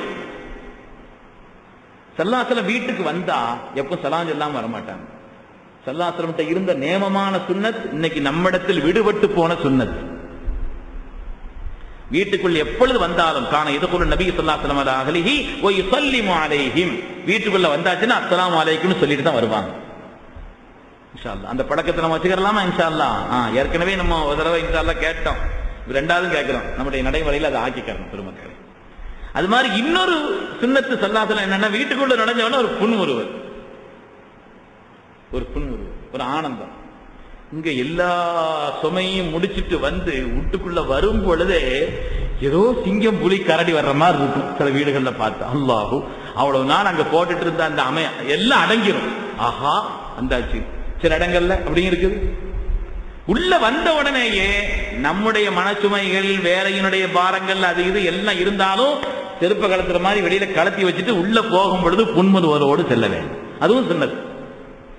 ஸல்லல்லாஹு அலைஹி வஸல்லம் புன்முறுவலோடும் செல்வார்கள், சலாம் சொல்லியும் உள்ளே செல்வார்கள். ஏன்னா வீட்டுக்குள்ள சலாம் சொல்லி நடந்தா சென்றால் பரக்கத்து வரும் என்று ஹதீஸ் வருகிறது. அனஸ் ரலியல்லாஹு தஆலா அவர்கள் ஸல்லல்லாஹு அலைஹி வஸல்லம் சொன்னார்கள், இதா தகல்த ஃபஸல்லிம், நீங்க உள்ள நுழைஞ்சீங்கன்னா வீட்டுக்குள்ள நுழைஞ்சவன சலாம் சொல்லுங்க, தகூனு பரக்கத்தன் அலைக வ அலா அஹ்லி பைத்திக், உங்களுக்கு உங்களுடைய குடும்பத்தாருக்கும் அது பரக்கத்தை உண்டாக்கி தரும். ஸல்லல்லாஹு அலைஹி வஸல்லம் பரக்கத்துக்கு நம்ம அர்த்தம் விளங்கவே இல்லைங்க. பரக்கத்து இருக்குதே, நம்ம அர்த்தம் விளங்க வேண்டிய அளவுக்கு விளங்கல. எவ்வளவு குறைவு இருந்தாலும், குறைவான பொருளாக இருந்தாலும் அதிலிருந்து வரக்கூடிய விளைவுகள் இருக்கிறதே அது குறையாது. பரக்கத்துக்கு ஒரு சின்ன உதாரணம் என்ன நான் சொல்றேன். அபூதாவுதுல ஹதீஸ் வருது, கண்மணி நாயகம் ஸல்லல்லாஹு அலைஹி வஸல்லம் அவர்கள் அதற்கு அபூ ஹுரைரா ரலியல்லாஹு தஆலா அவர்களுக்கு ஒரு தடவை ஒரு 21 பேரீத்தம்பழம், இப்படித்தான் வரலாற்றில் எண்ணிக்கை கூட வருகிறது. ஸல்லல்லாஹு அலைஹி வஸல்லம் துஆ செய்து அதற்கு அபூ ஹுரைரா ரலியல்லாஹு தஆலா கையில அவங்க ஒரு பையில போட்டு அந்த பையை சேர்த்து கொடுத்தாங்க, வச்சுக்காங்க பரக்கத்துக்கா, யா அல்லாஹ் இதுல பரக்கத்தின் துஆ செய்து கொடுத்தாங்க. பேரீத்தம்பழம் 21 தானே போட்டாங்க. அதை பிரிச்சு நீங்க பார்க்க கூடாது, குப்பரை தட்டக்கூடாது, எடுத்துக்கிட்டு இருக்கணும்னு சொன்னாங்க. அதற்கு அபூ ஹுரைரா ரலியல்லாஹு தஆலா அவர்கள் எடுத்தார்கள் எடுத்தார்கள் எடுத்தார்கள் எடுத்தார்கள் 13 வருஷம் எடுத்தார்கள். இதுக்கு பேர் பரக்கத். தாங்கள் மாத்திரமல்ல, பார்க்கிற ஆள்கிட்ட அபூ ஹுரைரா ரலியல்லாஹு தஆலா ஜோல்னா பையிலிருந்து பழம் எடுத்து கொடுப்பாங்களாம். எல்லாரும் ஸல்லல்லாஹு அலைஹி வஸல்லம் பரக்கத்துக்காக துஆ செய்யுதுன்னு எல்லாரும் வாங்குவாங்களாம். 13 வருட காலம். மிகையான வார்த்தையும் அல்ல, ஆதாரபூர்வமான ஹதீஸ் பெருமக்களே. இதுதான் பரக்கத்து. அளவு கம்மியா இருக்கும், ஆனால் அதனுடைய விளைவுகள் இருக்கிறதே அது எல்லா வகையிலும் நிறைவாக இருக்கும். இந்த பரக்கத்தினுடைய நிலைப்பாடு. அபூ ஹுரைரா ரலியல்லாஹு தஆலா சொல்கிறார்கள், இந்த உலகத்திலே சய்யிதுனா உஸ்மான் இப்னு அஃபான் ரலியல்லாஹு தஆலா அவர்கள் ஷஹீதாக்கப்பட்ட நேரத்திலே எல்லோரும் அந்த கவலையில் இருந்தார்கள். லின்னாசி ஹம்முன் ஒலி ஹம்மானி, மக்கள் எல்லோரும் ஒரு கவலையில் இருந்தார்கள். நான் 2 கவலையில் இருந்தேன். என்ன கவலை? அமீருல் முஃமினீன் ஷஹீதாக்கப்பட்ட அந்த செய்தி இருக்கிறது. வேதனை வேதனை வேதனை. மதீனாவும் முஃமின்களும் அவ்வளவு வேதனைப்பட்டிருந்தார்கள். ஆனால் எனக்கு இன்னொரு வேதனை சேர்ந்து கொண்டது, என்னுடைய பரக்கத்தான பை காணா போச்சுன்னு சொன்னாங்க. சாலிஹீன்கள் இந்த உலகத்தை விட்டு விடைபெறுகின்ற நேரத்தில் அல்லாஹ் தஆலா உலகத்திலிருந்து சில விதமான பரக்காத்துகளை எடுப்பான் என்று பெருமக்கள் சொல்வார்கள். அல்லாஹ்வுடைய நெருக்கமான நேசர்கள் சாலிஹீன்கள் உலகத்திலிருந்து விடைபெறுகின்ற நேரத்திலே உலகத்திலிருந்து சில பரக்காத்துகளும் நீக்கப்படும். அபூ ஹுரைரா ரலியல்லாஹு தஆலா துடிச்சிட்டாங்க. 13 வருட காலம் நான் வைத்திருந்த பை காணாமல் போய்விட்டதுன்னு சொன்னாங்க. பெருமக்களை பரக்கத்திற்கு ஒரு உதாரணத்திற்கா இது மாதிரி ஹதீஸ்ல நிறைய வருது. பரக்காத்துகள் என்றால் பரக்கத்துங்கிறது அந்த நேரத்தில் தேவையான எல்லா விதமான உதவியும் ஒன்று சேர்ந்திருப்பதற்கு பெயர் பரக்கத்து. ஸல்லல்லாஹு அலைஹி வஸல்லம் ஒரு துஆ செய்தாங்க, அல்லாஹும்ம பாரிக் லனா ஃபில் மௌத். நாம பரக்கத்துன்னா எதுவும் நிறைய இருக்கணுங்கிறத நினைச்சுக்கிட்டு இருக்கிறோம்.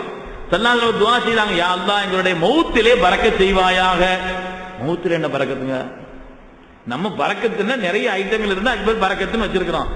துஆ செய்யுங்க, யா அல்லாஹ் மௌத்தில் பரக்கத் செய் என்றால் அந்த மரண நேரத்திலே என்னென்ன கைராத்துகள் ஒரு முஃமினான மனிதனுக்கு ஏற்பட வேண்டுமோ எல்லாம் பொருத்தமாக அமைவது அது ஒரு பரக்கத். அந்த நேரத்தில் அல்லாஹ்வின்பால் தவஜ்ஜு, துன்யாவினுடைய எந்த மோகங்களின் பக்கம் கவனம் இல்லாத நிலை, நல்ல அமல்கள் செய்யக்கூடிய நிலையிலே உள்ள ஈடுபாட்டோடு அந்த மரணத்தினுடைய நேரம் கலிமத்து தௌஹீத் வருவது, நல்ல உயர்ந்த ஒரு நிலையில் மரணம் ஏற்படக்கூடிய அந்த தன்மை இருக்கிறது அது மௌத்தினுடைய பரக்கத். கைராக பெருமக்களை, பரக்கத் என்பது அவ்வளவு விசாலமான பொருள் கொண்டது. வீட்டுக்குள்ள நுழையும் பொழுது அஸ்ஸலாமு அலைக்கும் சொல்லிட்டு நுழைங்க, உங்களுக்கு பரக்கத் வரும் கண்மணி நாயகம் ஸல்லல்லாஹு அலைஹி வஸல்லம் சொன்னார். அதே மாதிரி ஸல்லல்லாஹு அலைஹி வஸல்லம் வீட்டுல எப்படி நடந்துகிட்டாங்க? ஹதீஸ்ல வருது, வீட்டுல ஸல்லல்லாஹு அலைஹி வஸல்லம் எப்படி நடந்துகிட்டாங்க? யக்ஸிலு ஸௌபஹு வ யக்ஸிஃபு நஅலஹு வ யஹலிஃபு ஷாத்தஹு வ யுகீது ஸௌபஹு வ யகூமு பைத்தஹு. ஹதீஸ்ல வருது. ஸல்லல்லாஹு அலைஹி வஸல்லம் வீட்டுல எப்படி நடந்துக்குவாங்க? அவங்களுடைய துணிமணிகளை துவைப்பார்கள். நல்லா இருக்கிறது, இதையாவது கெடுத்து விட்டு போயிடாதியா. ஸல்லல்லாஹு அலைஹி வஸல்லம் வீட்டினுடைய நிலை, வீட்டினுடைய காரியங்களில் நேரடியாக பங்கெடுப்பார்கள். சுருக்கமா அதற்குண்டான பொருள்கள்லாம் இருந்துச்சுன்னு சொன்னா நம்ம வீட்டினுடைய மற்ற காரியங்களில் பங்கெடுக்கலாம். ஸல்லல்லாஹு அலைஹி வஸல்லம் அவர்கள் வீட்டினுடைய காரியங்களிலே பங்கெடுப்பார்கள். தேவைப்பட்டு அறிஞ்சு கொடுக்கணும் காய்கறி எல்லாம். நமக்கு தொழுகையினுடைய நேரம் வந்துருச்சு, வேற வேலை வந்துச்சுன்னா போலாம், ஆனா உதவியா இருக்கணும். ஸல்லல்லாஹு அலைஹி வஸல்லம் வீட்டினுடைய காரியங்களில் ஸல்லல்லாஹு அலைஹி வஸல்லம் பொதுவான பண்புகள் எல்லாத்தையும் அப்படி தன்னை இது பண்ண மாட்டாங்க.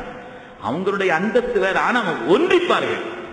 ஒரு சஃபர்ல கூட, ஒரு பயணத்துல கூட ஸல்லல்லாஹு அலைஹி வஸல்லம் அவங்களுடைய தோழர்களோடு போனாங்க. அப்ப அந்த நேரத்தில் ஒரு ஆடு அறுத்து அதை சமைக்க வேண்டிய ஒரு நிலை. ஒரு சஹாபி சொன்னாங்களா, அலைய தபுஹு, நாயகமே அந்த ஆட்டை நான் அறுக்கிறேன், அந்த எனக்கு நல்லா அறுக்க தெரியும், அந்த பொறுப்பு நான் எடுத்துக்கிறேன். இன்னொரு சஹாபி சொன்னாங்களா, அலைய சரஹு, நான் அதை உரிக்கிறேன், ஆட்டை உரிச்சு அதை பக்குவப்படுத்துறதுக்கு எனக்கு தெரியும். இன்னொரு சஹாபி சொன்னாங்களா, அலைய தபுஹு, நாயகமே நான் நல்ல சமைப்பேன், நான் ருசியை சமைக்க தெரியும், அதனால நான் சமைக்கிறேன்னு சொன்னாங்க. அந்த நேரத்தில் சொன்னாங்க, நாங்க அலைய ஜம்உல் ஹத்தப், நான் போய் விறகுகளை எல்லாம் பொறுக்கி கொண்டு வருகிறேன்னு சொன்னாங்களா. சொல்லாங்க, நாயகமே தாங்கள் போய் அதை செய்யணுமா, நாங்க இல்லையான்னு சொன்னாங்களா. சொன்னாங்க, அப்படி பயணத்தில் இருக்கும் பொழுது கூட்டாளிகள் ஆளுக்கு ஒரு வேலை செய்யும் பொழுது என்ன நீங்க ஒதுக்க கூடாதுன்னு சொல்லாதுன்னு சொன்னதாக வரலாற்றில் நான் பார்க்கிறேன். அப்படி ஒன்றித்த நிலை எல்லா காரியங்களிலும் இருந்தார்கள் தங்களுடைய நிலைப்பாடுகள். குடும்பம்னு வரும் பொழுது நாம சில விஷயங்களை யோசிக்கணும். குடும்பத்தில் ஏதாவது பிரச்சனைகளும் சமயத்தில் வரும். அங்க என்ன செய்யும், சில நேரங்கள்ல அப்படி இப்படி இருக்கும் இல்லையா, எல்லா நேரம் சிரிச்சுக்கிட்டு, சில நேரங்களுக்கு கோபம் இருக்கும். வீட்டினுடைய நிலை அதை எப்படி சமாளிக்கணுங்கிறதையும் இதெல்லாம் சொல்லி காமிச்சாங்க. வீட்டுல ஏதாவது அது என்ன, எந்த அணுகுமுறையில் அணுகணும். உதாரணமா ஹதீஸ்ல வருது, இந்த கணவன் மனைவின்னு சொல்லுவோம் இல்லையா பின்னால, அப்ப அது சம்பந்தப்பட்ட வரலாறுகள் நான் இன்ஷா அல்லாஹ் நிறைய சொல்வேன். அல்லாஹ்வின் நாட்டை இருந்தா உதாரணத்துக்கு ஒன்னே ஒன்று சொல்றேன். அடுத்து ஆயிஷா நாயகி ரலியல்லாஹு அன்ஹா ஒரு தடவை ஸல்லல்லாஹு அலைஹி வஸல்லம் வந்து கேட்டாங்க. ஆரம்ப காலம் மஸ்ஜித் நபவியில கடைசி 10 நாள் ஸல்லல்லாஹு அலைஹி ஏத்திகாஃப் இருப்பாங்க. அப்ப அவங்க கேட்டாங்க, நாயகமே நானும் ஏத்திகாஃப் இருக்கட்டான்னு கேட்டாங்க. ஆயிஷா நாயகி ரலியல்லாஹு அன்ஹா கேட்டாங்க. சரின்னு சொன்னாங்க. ஸல்லல்லாஹு சரின்னு சொல்லிட்டாங்க. அப்புறம் வெளியில வந்து போயிட்டு வந்து பார்த்தா மஸ்ஜித் நபவி பூரா கூடாரமா கட்டப்பட்டிருக்கு. ஸல்லல்லாஹு அலைஹி கேட்கறாங்க, என்னன்னு கேட்டாங்க. எல்லா மனைவிமார்களும் எங்களுடைய எல்லா தாய்மார்களும் நாயகமே ஏத்திகாஃபுக்கு வந்து விட்டார்கள்னு சொன்னாங்க. ஆயிஷாவுக்கு அனுமதி கொடுத்தா எல்லாத்துக்கும் அனுமதி கொடுத்த மாதிரி தானே அப்படின்னு எல்லாரும் நினைச்சிட்டு கொடுத்துட்டாங்க. இப்போ வந்து நான் ஆயிஷாவுக்கு தானே கொடுத்த, மற்ற யாருக்கு அனுமதி இல்லைன்னு போங்கன்னு சொன்னா அது மன வருத்தம் ஆயிரும். ஆயிஷா நாயி மாத்திரம் தான் அனுமதி கொடுத்த, மற்ற யாருக்கும் கிடையாது நீங்க எல்லாம் போங்கன்னா அது மனசு வருத்தம் ஆயிரும். சரி எல்லாரும் இருந்துட்டு போட்டுன்னா அது சிரமம் ஆயிரும். அதனால ஸல்லல்லாஹு அலைஹி வஸல்லம் நேரத்தில் ஒரு முடிவு எடுத்தாங்கன்னா, இந்த வருஷம் நான் ஏத்திகாஃப் இருக்கலன்னு முடிவு எடுத்தாங்களாம். அவ்வளவுதான், எல்லா கூடாரமும் தன்னா கலைஞ்சிருச்சு. ஆயிஷா நாயி கூடாரம் உட்பட எல்லா கூடாரமும் கலைஞ்சிருச்சு. ஸல்லல்லாஹு அலைஹி வஸல்லம் தங்களுடைய வாழ்நாளிலே மதீனாவில் தொடர்ந்து ஏத்திகாஃப் இருந்தார்கள். அந்த வருஷம் ஏத்திகாஃப் இருக்கல்ல, ஆனால் அடுத்த வருஷம் அதை கதா செய்தார்கள். அந்த 10 நாளும் சேர்த்து 20 நாள் இருந்தாங்க. சுன்னத்தை கதா செய்தாங்க, பரதையை கதா செய்யணுமான்னு கேட்டு இருக்கிறாங்க நாட்டில் சில பேர். ஸல்லல்லாஹு அலைஹி வஸல்லம் சுன்னத்தை கதா செய்தார்கள். அதை அடுத்த வருடம் அவர்கள் 20 நாட்களாக அந்த ஏத்திகாஃப் இருந்தார்கள் என்பதை பார்க்கிறோம். காரியங்களுடைய அணுகுமுறைகள் எப்படி இருந்தது? தங்களுடைய மதியூகத்தால் கண்மணி நாயகம் ஸல்லல்லாஹு அலைஹி வஸல்லம் குடும்பங்களில் ஏற்பட்ட அந்த காரியங்களை சரி செய்தார். அதே மாதிரி இன்னைக்கு பெரிய பெரிய தலைவர்கள் யார் அப்படின்னு சொன்னா, அவங்க ரொம்ப பிஸியான ஆட்கள். வீட்டுல பேச மாட்டாங்க, வீட்டில் உள்ள ஆட்களோட சிரிக்க மாட்டாங்க, உள்ள நுழைஞ்சா பிள்ளைகள்கிட்ட பரிமாற மாட்டார்கள், மனைவி இடத்துல பரிமாற மாட்டார்கள். அவங்க எல்லாம் வேலை இது அது அதுலதான் கரெக்டா இருப்பாங்க. இதுதான் இன்னைக்கு உலகத்தில் பெரிய மனிதர்களுடைய அடையாளமாக கருதப்படுகிறது. எல்லா வேலையும் அங்க வச்சுக்கிறணும், வீட்டுக்குள்ள வந்தா வீட்டில் உள்ள ஆளா இருக்கணும். வரலாற்றிலே உலகத்தில் எந்த தலைவரும் இப்படி அறியப்படவில்லை. ஆயிஷா நாயியோடு ஸல்லல்லாஹு அலைஹி வஸல்லம் ஓட்டப்பந்தயம் வச்சிருக்கிறாங்க. நாளைக்கு துவைக்கிறாதியா? ஸல்லல்லாஹு அலைஹி வஸல்லம் ஓட்டப்பந்தயம் வைத்திருக்கிறார்கள் வீட்டிலே. ஸல்லல்லாஹு அலைஹி வஸல்லம் ஆயிஷா நாயி ஓட்டப்பந்தயம் வச்சாங்க. பட்ட பேர் சொல்லி கூப்பிடுவாங்க, யா ஆயிஷ் அப்படின்னு கூப்பிடுவாங்க. ஆயிஷாங்கிறது முழுசா கூப்பிடாம செல்லமா யா ஆயிஷ், யா ஹுமைரா, பட்ட பேர் சொல்லி. பட்ட பேர்னா அவங்க மனசு வருத்தப்படுற மாதிரி பட்ட பேர் வச்சிடக்கூடாது. ஹதீஸ்ல வந்துருச்சு பட்ட பேர் வைக்கணும்னு, புதுசா மனத்தப்படுற மாதிரி இல்ல. அது ஒரு மகிழ்ச்சி ஊட்டக்கூடிய பட்ட பெயராக வைத்து ஆனந்தத்தை அதிகப்படுத்தினார்கள், சந்தோஷத்தை அதிகப்படுத்தினார்கள் ஸல்லல்லாஹு அலைஹி வஸல்லம் அவர்கள். அந்த ஓட்டப்பந்தயத்துல கூட ஒரு தடவை ஸல்லல்லாஹு அலைஹி வஸல்லம் ஜெயிச்சுட்டாங்க, இன்னொரு ஆயிஷா நாயி ஜெயிச்சுட்டாங்க. பெருமக்கள் என்ன சொல்றாங்கன்னா, ஆயிஷா ஸல்லல்லாஹு அலைஹி வஸல்லம் ஜெயிக்க முடியுமா? ருக்கானா பெரிய மல்யுத்த வீரரே வந்து கீழே விழுந்துட்டாரு. இப்ப வந்து ஆயிஷா நாயி வந்து ஓட்டப்பந்தயத்துல ஸல்லல்லாஹு அலைஹி வஸல்லம் தோத்து போனாங்கன்னு சொல்ல முடியுமா? என்ன அதுக்கு விளக்கம் சொல்கிறார்கள் பெருமக்கள், வீட்டிலே நாம் தோத்து கொடுக்க வேண்டும். நாம தோத்துறணும், நாம தோத்துறணும். இதுதான் ஒரு சிறந்த மனிதனுக்கு, சிறந்த கணவனுக்கு உண்டான அடையாளம். பொம்பளை பயான் நல்ல கவனமா கேப்பா, இந்த பயான்லாம் வீட்டுல என்ன செய்யறணும்? தோத்துறணும். அவங்க என்ன செய்யணும்? தனி பயான் ஒண்ணு இருக்குது. ஸல்லல்லாஹு அலைஹி வஸல்லம் ஒரு ஹதீஸ்ல சொல்லுவாங்க, யத்ரிபுன கரீமன் வ யக்லிபுஹுன்ன லஈமுன் இன்னி உஹிப்பு அன் அகூன கரீமம் மக்லூபா. ஸல்லல்லாஹு அலைஹி வஸல்லம் சொல்லுவாங்க, கரீமான ஆளாக இருந்தால், கண்ணியமான ஆட்களா இருந்தா அவங்க கொஞ்சம் தூக்கலா இருப்பாங்க. இவர் தடபட ஆசாமியா இருந்தா இவர் மிகச்சிருப்பாரு. இவர் தடாலடி ஆளா இருந்தா இவர் தான் மிகச்சிருப்பாரு. கண்ணியமான ஆளா இவர் இருந்தாருன்னா அங்கதான் கொஞ்சம் சத்தம் கூட இருக்கும். ஸல்லல்லாஹு அலைஹி வஸல்லம் சொல்லிட்டு சொன்னாங்க, இன்னி உஹிப்பு அன் அகூன கரீமம் மக்லூபா. மிகைக்கப்பட்டாலும் சரி, நான் கீழே போனாலும் சரி, கரீமாக கண்ணியமானவனாகத்தான் நான் இருக்க விரும்புகிறேன். நான் அதனால வீட்டுல கேட்டு சொல்றேன்னா தப்பு இல்லைன்னு அர்த்தம். வீட்டுல கேட்டு சொல்றேன் அப்படின்னு சொன்னால் தப்பு இல்லை. அவர்கள் விஷயத்துல ஸல்லல்லாஹு அலைஹி வஸல்லம் பணிந்தார்கள் என்றுதான் வருகிறார். இறங்கி போயிடுவாங்க அந்த விஷயத்துல. அவன் குடும்பத்தினுடைய சூழல்களிலே, அந்த குடும்பத்திலே மகிழ்ச்சியும் சந்தோஷமும் அது அதிகரிக்கக்கூடிய அந்த அணுகுமுறைகளை ஸல்லல்லாஹு அலைஹி வஸல்லம் அவர்கள் பற்றி கொண்டார்கள் என்பதை வரலாற்றில் நாம் பார்க்கிறோம். ஒரு தடவை அதற்கு ஆயிஷா நாயகி ரலியல்லாஹு அன்ஹா வர்றாங்க. யார சொல்லலாம், எல்லா பெண்களும் அவங்களுடைய பிள்ளைகளோடு சேர்த்து அழைக்கப்படுகிறார்களே. உம்மு சலமா, உம்மு ஹபீபா, ஹபீபாவுடைய தாய் அப்படின்னு அழைக்கப்படுகிறார்களே, எனக்கு அப்படி ஒரு பிள்ளை இல்லையேன்னு சொன்னாங்க. மனைவிமார்களுக்கு இருக்கக்கூடிய அந்த ஒரு இதுதானே அவன் சொல்லி காமிச்சாங்க.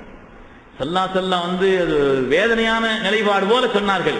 ஸல்லல்லாஹு சொன்னாங்க, ஆயிஷா இனிமேல் உனக்கு பேர் உம்மு அப்துல்லான்னு சொன்னாங்க. அப்துல்லாவுடைய தாய் நீ. என்ன அப்துல்லாவுடைய தாய்? ஹஜ்ரத் ஆயிஷா நாயுடைய சகோதரி அஸ்மா ரலியல்லாஹு அன்ஹா. சித்திகுல் அக்பருடைய மகள் ஆயிஷா ரலியல்லாஹு அன்ஹா, அவங்களுடைய சகோதரி அஸ்மா ரலியல்லாஹு அன்ஹா. அந்த அஸ்மா நாயகி ரலியல்லாஹு தஆலா அன்ஹா அவருடைய மகனார் அப்துல்லாஹ் இப்னு ஜுபைர் ரலியல்லாஹு தஆலா அவர்கள். மதீனாவிலே பிறந்த முதல் ஆண் குழந்தை. யகூதிகள் சொல்லியிருந்தாங்களா, இந்த முஸ்லிம்கள் எல்லாம் மதீனாவுக்கு ஹிஜ்ரத் செய்து வந்துட்டாங்க இல்லையா, இவங்களுக்கு நாங்க எல்லாம் சூனியம் செய்துட்டோம், இன்னும் ஒருத்தருக்குமே குழந்தை பிறக்காதுன்னாங்களா, இன்னும் ஒருத்தருக்குமே குழந்தை பிறக்காதுன்னு சொன்னாங்களாம். ஆனால் அதை மீறி முதல் குழந்தை அதற்கு அப்துல்லாஹ் இப்னு ஜுபைர் அவர்கள் அஸ்மா ரலியல்லாஹு அன்ஹா அவர்களுக்கு பிறந்தார்கள். ஆனந்தப்பட்டார்கள் சஹாபிகள் எல்லாம். பெருமக்களே, எப்படிப்பட்ட கொடிய சூனியம் இருந்தாலும் சிஹர் இருந்தாலும் அதை நிகழ்க்கக்கூடிய ஆற்றல் இங்கே இருக்கிறது என்பதை உணர்த்தி காண்பித்தார். என்ன சிஹர் தேவைப்பட்ட சொல்றேன். ஸல்லல்லாஹு அலைஹி வஸல்லம் மனைவிமார்களோடு எப்படி நடந்தார்கள்? சிஹர் சூனியம் இருக்குதா? நீங்க நிறைய பேர் கேட்கிறாங்க, சூனியம்னு ஒண்ணு இருக்குதா, அது இருந்தா என்ன செய்யும், அது நம்பணுமா நம்ப கூடாதா? சூனியத்தை ஒரு ஆள் மறுத்த காஃபிர் ஆயிடுவாங்க. முதல்ல விஷயம் சூனியம்ங்கிறது ஒன்ன மறுத்தா குஃபர் வந்துடும். ஏன்னா சூனியம்ங்கிறது குர்ஆன்ல இருக்குது. அல்லாஹ் குர்ஆன்ல சொல்கிறான். சிஹர் என்பதை பற்றி குர்ஆன் சரிகளே வருகிறது. சூரை யூனுஸிலே வருகிறது, சூரை தாஹாவிலே வருகிறது, ஆயிராஃபிலே வருகிறது, சூரத்துல் ஃபலக்கிலே வருகிறது, பக்ராவிலே வருகிறது. சிஹர் சூனியம் சம்பந்தமாக சூனியம்னு ஒண்ணு இருக்குது. முதல்ல அதை நம்பணும். ஒமின் ஷர்ரின் நஃபாஸாத், அல்லாஹ் குர்ஆனிலே ஃபலக்கிலே சொல்வானே, நஃபாஸாத்தினுடைய தீங்கிலிருந்து அல்லாஹ் எங்களை பாதுகாத்தரும். அந்த ஆயத்துக்கு எல்லாம் இப்னு கஸீர் ரஹ்மத்துல்லாஹி அலைஹி சொல்லும்போது யானிய ஸவாஹிர், சூனியம் செய்யக்கூடியவர்கள் என்றுதான் எழுதுவார்கள். சூனியம் செய்பவர்களிலிருந்து அல்லாஹ் எங்களை பாதுகாத்தருள்வாயாக என்றுதான் அதுக்கு அர்த்தம்னு செய்தனா அல்லாமா இப்னு கஸீர் ரஹ்மத்துல்லாஹி அலைஹி அவர்கள் சொல்வார். ஸல்லல்லாஹு அலைஹி வஸல்லம் சிஹர் செய்யப்பட்டாங்க. ஸல்லல்லாஹு அலைஹி வஸல்லமுக்கு பனூ துரைக் என்ற கூட்டத்திலே உள்ள ஒருவன் லபீத் என்பவன் சிஹர் செய்தான். ஸல்லல்லாஹு அலைஹி வஸல்லமுக்கு சிஹரும் பாதிச்சிச்சு. புகாரில வருதுங்க, புகாரி ஷரீஃப்ல முஸ்லிம்ல ஹதீஸ் வருது. ஒரு நாள் ஸல்லல்லாஹு அலைஹி வஸல்லமுக்கு அருகிலே ரெண்டு மலக்குமார்கள் வந்து நின்று பேசிக்கிட்டு இருக்காங்க. அப்போ ஒரு மலக்கு இன்னொரு மலக்கை பார்த்து கேட்கறாங்க, என்ன அவங்களுக்கு என்னன்னு கேட்கறாங்க. அப்ப அந்த மலக்கு சொல்றாங்க, மத்துபு, அவர்கள் சிஹர் செய்யப்பட்டிருக்கிறார்கள் சொன்னாங்க. மன் தப்பஹு, யார் சிஹர் செய்தார்கள் என்று இன்னொரு மலக்கு கேட்கிறார். உடனே அவங்க பதில் சொன்னாங்க, சிஹர் செய்தவன் லபீத் என்பவன். ஃபீ ஐயி ஷைஇன், எந்த பொருளை கொண்டு சிஹர் வைத்திருக்கிறார்கள், எந்த பொருளை கொண்டு சிஹர் வைத்திருக்கிறார்கள்? சீப்பையும் சீப்பிலே வந்த முடியையும்.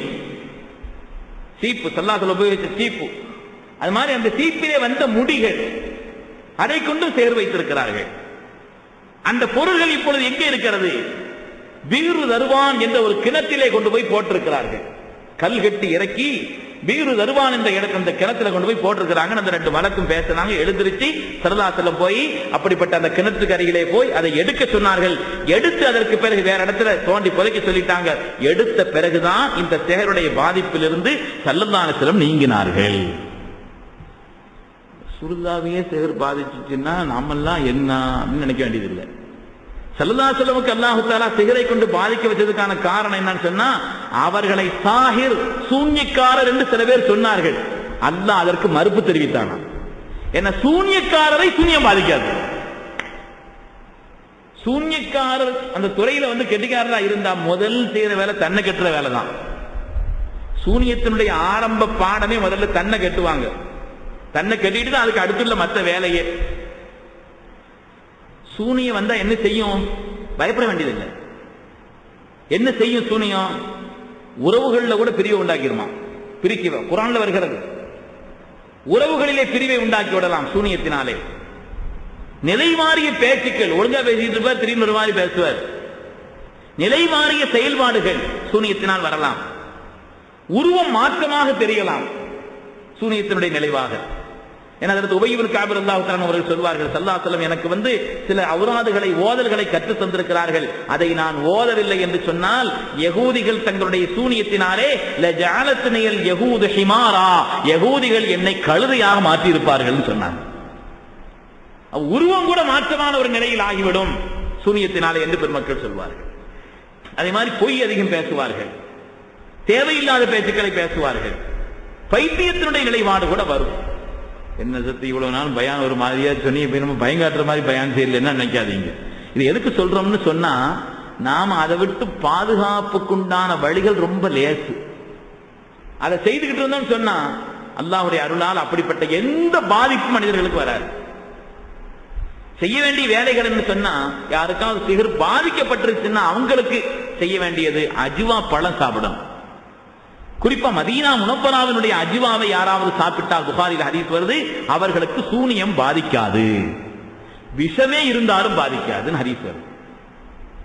மதீனாவினுடைய அஜ்வா பேரீச்சம்பழம் இருக்கிறதே, சூனியத்தை முறிக்கக்கூடிய ஆற்றல் கொண்டதாக அது இருக்கிறது என்று புகாரில் ஹதீஸ் வருகிறது. அதே போல நாம் ஆயத்துல் குர்சி அதிகமா ஓதணும். எந்த விதமான தீங்கும் நம்மை தொடாது. அதுக்கு நிறைய ஹதீசுகள் இருக்குது, அதுக்கு நிறைய ஹதீசுகள், அது சம்பந்தமான செய்திகள் வருகிறது. ஆயத்துல் குர்சி மனப்பாடம் பண்ணி வச்சுக்கிறோம். ஆயத்துல் குர்சியை ஒரு தொழுகை முடிஞ்ச உடனே ஒரு தடவை ஓதுற பழக்கம் ஒரு ஆளுக்கு இருந்துச்சுன்னு வைங்க, எந்த ஷைத்தானுடைய தீண்டுதும் அவரை தொடாது, எந்த சூனியமும் பாதிக்காது. ஃபர்தான தொழுகை முடித்த உடனே ஆயத்துல் குர்சி ஒரு தடவை. அதுக்கு ஒரு நீண்ட ஹதீஸ் முஸ்லிம்ல வருது, ஒரு நீண்ட ஹதீஸ் முஸ்லிம்ல வருகிறது. ஸல்லல்லாஹு அலைஹி வஸல்லம் ஷைத்தானே நேரடியாக அபூ ஹுரைரா ரலியல்லாஹு தஆலா உங்களுக்கு சொல்லிக் கொடுத்த ஒரு செய்தி. ஸல்லல்லாஹு அலைஹி வஸல்லம் சொன்னாங்க, ஷைத்தான், அது ஒரு நீண்ட சம்பவம், நான் அதை சொல்லலை, சொன்ன நேரம் ஆயும், நீண்ட நிகழ்வு அது. அவ ஸல்லல்லாஹு அலைஹி அந்த தீங்கிலிருந்து ஒரு திருட போனா பிடிபட்டுக்கிட்டான் ஷைத்தான், மனித கோலத்தில் திருட போனான் பிடிபட்டுட்டான். அபூ ஹுரைரா ரலியல்லாஹு கெட்டி வச்சாங்க, என்ன விட்டீங்கன்னா நான் உங்களுக்கு ஒரு உண்மையை சொல்வேன்னு சொன்னான். அவன் ஷைத்தான் தெரியாது. அதுக்கு பிறகு ஒரு செய்தியை சொன்னான், இந்த மாதிரி நீங்க என்னுடைய, நான் ஷைத்தான் ஒப்புக்கொண்டான், என்னுடைய தீங்கிலிருந்து நீங்க பாதுகாப்பு பெறணுமான ஆயத்துல் குர்சி ஓதணும். அடுத்த நாள் காலைல ஸல்லல்லாஹு கேட்கறாங்க, ஸல்லல்லாஹு அலைஹி வஸல்லம் அபூ ஹுரைரா ரலியல்லாஹு சொன்னாங்க, அப்ப அல்லாஹ்வுடைய ரசூல் சொன்னார்கள், அவன் பொய்யன் தான், செய்தி உண்மைன்னாங்க. ஆள் பொய்யன் தான், இந்த செய்தி உண்மை. ஆயத்துல் குர்சியை நியமமாக ஓதி வந்தால் எந்த தீங்கும் பாதுகாக்கும், எந்த தீங்கை விட்டு பாதுகாப்பை பெறலாம். எந்த அளவுக்கு சொல்றாங்க, ஆயத்துல் குர்சியை நியமமா ஓதி வந்தாச்சுன்னா ஒவ்வொரு தொழுகை, பரதான தொழுகை முடிந்த பின்னாலே ஒரு தடவை ஓதி வரக்கூடிய பழக்கம் நம்மிடத்தில் இருந்தது என்று சொன்னால், மரண நேரத்தில் கூட, சக்கராத்திலே கூட ஈமானுடைய பாக்கியம் கிடைக்கும் சொல்றாங்க. ஒரு தடவை கலிமா சொல்லக்கூடிய நசீப் வரும், சாதாரணமான விஷயம் அல்ல வாங்க. அதனால அதை மனப்பாடம் பண்ணி வச்சுக்கணும், ஓதிக்கிட்டு இருக்கணும். எல்லா தீங்கிலிருந்தும், ஷைத்தானுடைய சிஹருடைய எல்லா தீங்கிலிருந்தும் நம்மை பாதுகாப்பதற்கான வழி பெருமக்கள். அதே மாதிரி தஹஜ்ஜுத் தொழுகை நியமமா தொழுகக்கூடியவங்களுக்கு சிஹரும் ஷைத்தானுடைய தீண்டுதலும் அது அவர்களை விட்டும் அவர்களை பாதுகாத்து விடும் என்று வருகிறது. அது சம்பந்தமான விஷயங்கள் வருகிறது. நாம் அல்லாஹ்ட்ட துஆ செய்யணும், அல்லாஹ் தஆலா அதை விட்டு பாதுகாத்து விடுவான் என்பதிலே சந்தேகமே இல்லை. சிஹ்ர் ஒன்று இருக்குது, இடையில சொல்றதுக்காக வேண்டி வந்த கண்மணி நாயகம் ஸல்லல்லாஹு அலைஹி வஸல்லம் அவர்கள் சிஹ்ரினால் அவர்கள் பாதிக்கப்பட்டார்கள். அந்த நேரத்திலே ஹஜ்ரத் ரசூலுல்லாஹி ஸல்லல்லாஹு அலைஹி வஸல்லம் அவர்களை எடுப்பதற்காக அல்லாஹ் இறக்கி கொடுத்த ஆயத்து தான் குல் அஊது பிரப்பில் ஃபலக் குல் ரப்பின் நாஸ், ரெண்டு ஆயத்து. அதுக்காக தான் வந்து சேர்ந்த இரண்டு ஆயத்துகள் என்பதை வரலாற்றில் நாம பார்க்கிறோம். பெருமக்களே, நாம சொல்லி வந்தது என்னன்னு சொன்னா, கண்மணி நாயகம் ஸல்லல்லாஹு அலைஹி வஸல்லம் அவர்கள் மனைவிமார்களிடத்திலே நடந்து கொண்ட அந்த விதங்கள் இருக்கிறதே. யாருக்காவது நோய் வந்துருச்சுன்னா ஸல்லல்லாஹு அலைஹி வஸல்லம் பக்கத்துல இருந்து தடை விடுவாங்க, எல்லா நோயும் போயிருங்க. நம்முடைய வயது முதிர்ந்த தாய்மார்கள் நமக்கு நோய் வர்ற நேரத்துல நாம தூங்கிக்கிட்டு இருப்போம், முழிச்சு பார்த்தா பக்கத்துல உட்கார்ந்து இருப்பாங்க. அந்த பிரியம் தானே எல்லா விதமான சிரமங்களை விட்டு நம்மை பாதுகாக்க வைக்கிறது. அதனால அவங்களுக்கு தடை விடுவாங்க, ஆறுதலாக இருப்பார்கள். இப்படிப்பட்ட நிலை குடும்பத்திலே ஸல்லல்லாஹு அலைஹி வஸல்லம் அணுகுமுறை எப்படி இருந்தது என்பதை வரலாற்றில் நாம் பார்க்கிறோம். அதே மாதிரி பெண்கள் நல்ல யோசனைகளை சொன்னா அதை எடுத்துக்கிறாங்க, அதுவும் ஹதீஸ்ல வருது. ஸல்லல்லாஹு அலைஹி வஸல்லம் அவருடைய வாழ்விலே வருகிறது, நல்ல ஆலோசனைகள் சொன்னாங்கன்னா அதை எடுத்துக்கிறாங்க. அதுவும் வரலாற்றிலே பல செய்திகள் வருகிறது. நான் வீட்டை பத்தி சொல்லிட்டு வந்தேன், அதை சொல்லி முடிப்பதற்கான நேரம் இல்லாம ஆயிரும். பெருமக்களை, ஒரே ஒரு செய்தியை சொல்லி நான் இன்ஷா அல்லாஹ் முடிவுக்கு வருகிறேன். ஸல்லல்லாஹு அலைஹி வஸல்லம் வீடு எப்படி இருந்துச்சுங்க, ஒரு ஹதீஸ் வருது, ஆயிஷா நாயகம் ரிவாயத் செய்றாங்க, புகாரில தாங்க வருது. யமுர்ரு அலைஹிமுல் ஹிலாலு சும்மல் ஹிலாலு சும்மல் ஹிலால். ஸல்லல்லாஹு அலைஹி வஃபாத்துக்கு பின்னால சொல்லி காமிக்கிறாங்க, ஸல்லல்லாஹு அலைஹி வீட்டுல ஒரு பிறை கழிந்து விடும், ஒரு மாசம் கழிஞ்சிடும், 2வது மாசம் கழிஞ்சிடும், 2 மாதம் நிறைவாக ஆகிவிடும், 3வது பிறை பிறந்துடும். ஆனால் வமா யூகது ஃபீ அபியாத்தி ரசூலில்லாஹி ஸல்லல்லாஹு அலைஹி வஸல்லம் நாருன் லித்தபக், சமைப்பதற்காக நெருப்பு மூட்டப்பட்டிருக்காதுன்னு சொன்னாங்களாம். 2 மாசம் கழிஞ்சிருங்க, வீட்டுல சமையல் நடந்திருக்காது. எங்களுடைய தாயே என்ன செய்வீங்கன்னு கேட்டாங்க. அத்தாமல் முபாரக் அல் அஸ்வதானி, 2 பேரீத்தம்பழம் சல்லாசலம் ஒன்று சாப்பிடுவாங்க, எனக்கு ஒன்று கொடுப்பாங்க பகல் நேரத்தில். இந்த பேரீத்தம்பழங்களை சாப்பிட்டு நாங்கள் இருப்போம். அதுவும் நிறைய அல்ல, அஸ்வதானி ஹதீஸிலே வருகிறது 2 பேரீத்தம்பழம். இரவு நேரங்களுடைய நிலைப்பாடு எப்படி இருக்கும்? அதற்கு இப்னு அப்பாஸ் ரலியல்லாஹு அன்ஹு ரிவாயத் செய்கிறார்கள், கான யபீத்துல் லயாலி அல் முத்ததாபிஆ காவியன் வ அஹ்லுஹு வலா யஜிதுன அஷாஆ. ஸல்லல்லாஹு அலைஹி வஸல்லம் அவர்களுடைய குடும்பத்தாரும் இரவு நேரங்களிலே சுருண்டு படுத்திருக்க நான் பார்த்திருக்கிறேன். இரவு நேரத்தினுடைய உணவு அவர்களுக்கு ஆகியிருந்ததில்லை. இன்னைக்கு பிள்ளை யாராவது ராத்திரி சாப்பிடாம இருந்தா சாப்பிடாம இருந்துடாத, ஒரு யானை பலம் குறைஞ்சிருங்கிறோம். யானை பலம் குறைஞ்சிருமா சொல்றாங்க இல்லையா? அது ஒரு ஊருக்கு ஊர் வேற என்ன வித்தியாசமா சொல்லலாம். அது இரவு நேரத்தில் சாப்பாடு இல்லாமல் இருக்கக்கூடாது அப்படின்னு சொல்றோம். ஸல்லல்லாஹு வீட்டினுடைய நிலை எப்படி இருந்தது? பெருமக்களை நாம் யோசிச்சு பார்க்க. வரலாற்றில் சம்பந்தமா நிறைய செய்திகள் வருகிறது. ஒரே ஒரு செய்தி நான் சொல்லி முடிக்கிறேன். ஒரு நாள் இதற்கு ஃபாத்திமா ரலியல்லாஹு அன்ஹா, வீட்டை பத்தி தான் நீங்க நிறைய சொல்ல நினைச்சேன், இடையில இந்த சிஹர் ஒன்று வந்துருச்சு. ஃபாத்திமா ரலியல்லாஹு தஆலா அன்ஹா அவர்கள் ஒரு நாள் வந்தாங்க, ஸல்லல்லாஹு அலைஹி வஸல்லம் வந்தாங்க, நாயகமே இன்னி ஹபஸ்துஹா பியதி, என் கையினால் இந்த ரொட்டியை நான் சமைத்தேன் நாயகமே, வலம் அசுபு நஃப்ஸி இல்லா அந்த அக்குலம், நீங்க சாப்பிடாம எனக்கு சாப்பிடுறதுக்கு மனசு வரல, அதனால நான் அதை கொண்டு வந்துட்டேன். ஒரு துண்டை கொண்டு வந்தாங்க, ரொட்டியினுடைய ஒரு துண்டை கொண்டு வந்து ஸல்லல்லாஹு அலைஹி வஸல்லம் கொடுக்குறாங்க, நாயகமே சாப்பிடுங்கன்னு சொன்னாங்க. ஸல்லல்லாஹு அலைஹி வஸல்லம் வாங்கி அதை சாப்பிட போனாங்க. சாப்பிட வந்து சொன்னாங்க, யா ஃபாத்திமா இன்னஹா அவ்வலு தஆமி அபீக முந்து ஸலாஸத அய்யாம், என் அருமை மகள் ஃபாத்திமாவே 3 நாள் ஆச்சுமா உன் தகப்பனாருடைய வாயில படக்கூடிய முதல் உணவு இதுதான் சொன்னாங்களா. சொன்னாங்க 3 நாட்கள் ஆச்சு உன்னுடைய தகப்பனாருடைய வாயில் படக்கூடிய முதல் உணவுன்னு சொன்னாங்க.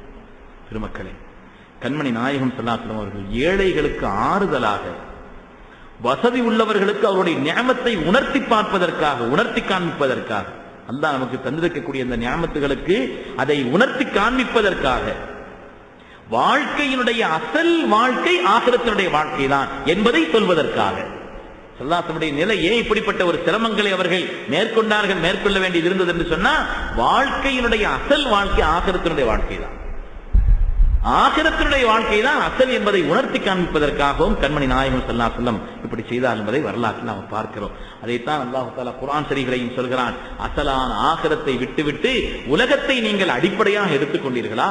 இமாம் கஸாலி ரஹ்மத்துல்லாஹி அலைஹி இந்த ஆயத்துக்கு விரிவர சொல்வாங்க, நுரக்கிஉ துன்யானா மிதம்ஸீகி தீனினா ஃபலா தீனுனா யப்கா வலா மா நுரக்கிஉ. இந்த துன்யாவினுடைய மோகத்திற்காக ஆகிரத்தை நாம விட்டுறோம். இந்த துன்யாவினுடைய வேலைகளுக்காக வேண்டிய ஆகிரத்தினுடைய காரியங்களில் நாம் பொடுபோக்காக இருக்கிறோம். அதுக்கு உதாரணம் சொல்றதா இருந்தா, ஒரு பழைய துணி அது கிழிந்து போகிவிட்டது என்பதற்காக புதிய துணி எடுத்து அதுல ஒட்டு போடுறோங்கிறாங்க. புதிய துணி எடுத்து அதுல ஒட்டு போடுறோம், என்ன ஆச்சு? பழைய துணியும் கை கிடைக்காது, புது துணியும் கை கிடைக்காதுன்னு சொல்றாங்க. அதனால பெருமக்களே, வாழ்க்கையினுடைய அசல் ஆகிரத் என்பதை உணர்த்தி காண்பிப்பதற்காக கண்மணி நாயகம் ஸல்லல்லாஹு அலைஹி வஸல்லம் அவர்கள் இப்படிப்பட்ட ஒரு வாழ்வை தேர்ந்தெடுத்தார்கள். அவங்களுடைய குடும்பத்தினுடைய நிலை இப்படி இருந்தது என்பதை வரலாற்று நாம பார்க்கிறோம். உங்களுடைய வீடு சம்பந்தமா நிறைய சொல்லணும், நேரத்தினுடைய நிலைகளை நாம் முடிக்கிறோம். இன்ஷா அல்லாஹ் நாளை அவங்களுடைய மகளார் ஸல்லல்லாஹு அலைஹி பிள்ளைகள், நாம நம்ம பிள்ளைகளுக்கு செய்ய வேண்டிய சில கடமைகள் இன்ஷா அல்லாஹ் அது சம்பந்தமாக மாத்திரம். நாட்கள் முடிவினுடைய நாட்கள், நிறைவினுடைய நாட்கள் நெருங்கி வந்து கொண்டிருக்கக்கூடிய காரணத்தினாலே அருமையான பெருமக்களே, நல்ல கவனம் செலுத்தி ஈடுபாட்டோடு இந்த காரியங்களில் நம்மை நாம் ஆக்கிக் கொள்ள வேண்டும். ஹக் சுப்ஹானஹு வ தஆலா அவனுடைய மேலான பொருத்தத்தையும் அன்பையும் பெற்ற சாலிஹீன்களில் நம் எல்லோரையும் கபூல் செய்தருள்வானாக. கண்மணி நாயகம் ஸல்லல்லாஹு அலைஹி வஸல்லம் நிறைவான அன்பை அல்லாஹ் நமக்கு நியமமாக்கி தந்தருள்வானாக. நாளை கியாமத்திலே அவர்களோடு சேர்ந்து உன்னதமான சொர்க்கத்திற்கு செல்வார்களே அந்த சாலிஹீன்கள், அருளாளர்கள், அந்த பாக்கியவான்களின் கூட்டத்தில் அல்லாஹ் நம் எல்லோரையும் கபூல் செய்தருள்வானாக. நம்முடைய துன்யாவையும் நம்முடைய ஆகிரத்தையும் அல்லாஹ் கைராக்கி அருள்வானாக. பிஹக்கி சய்யிதினா முஹம்மதின் ஸல்லல்லாஹு அலைஹி வஸல்லம் வ ஆகிரு தஅவானா அல்ஹம்துலில்லாஹி ரப்பில் ஆலமீன்.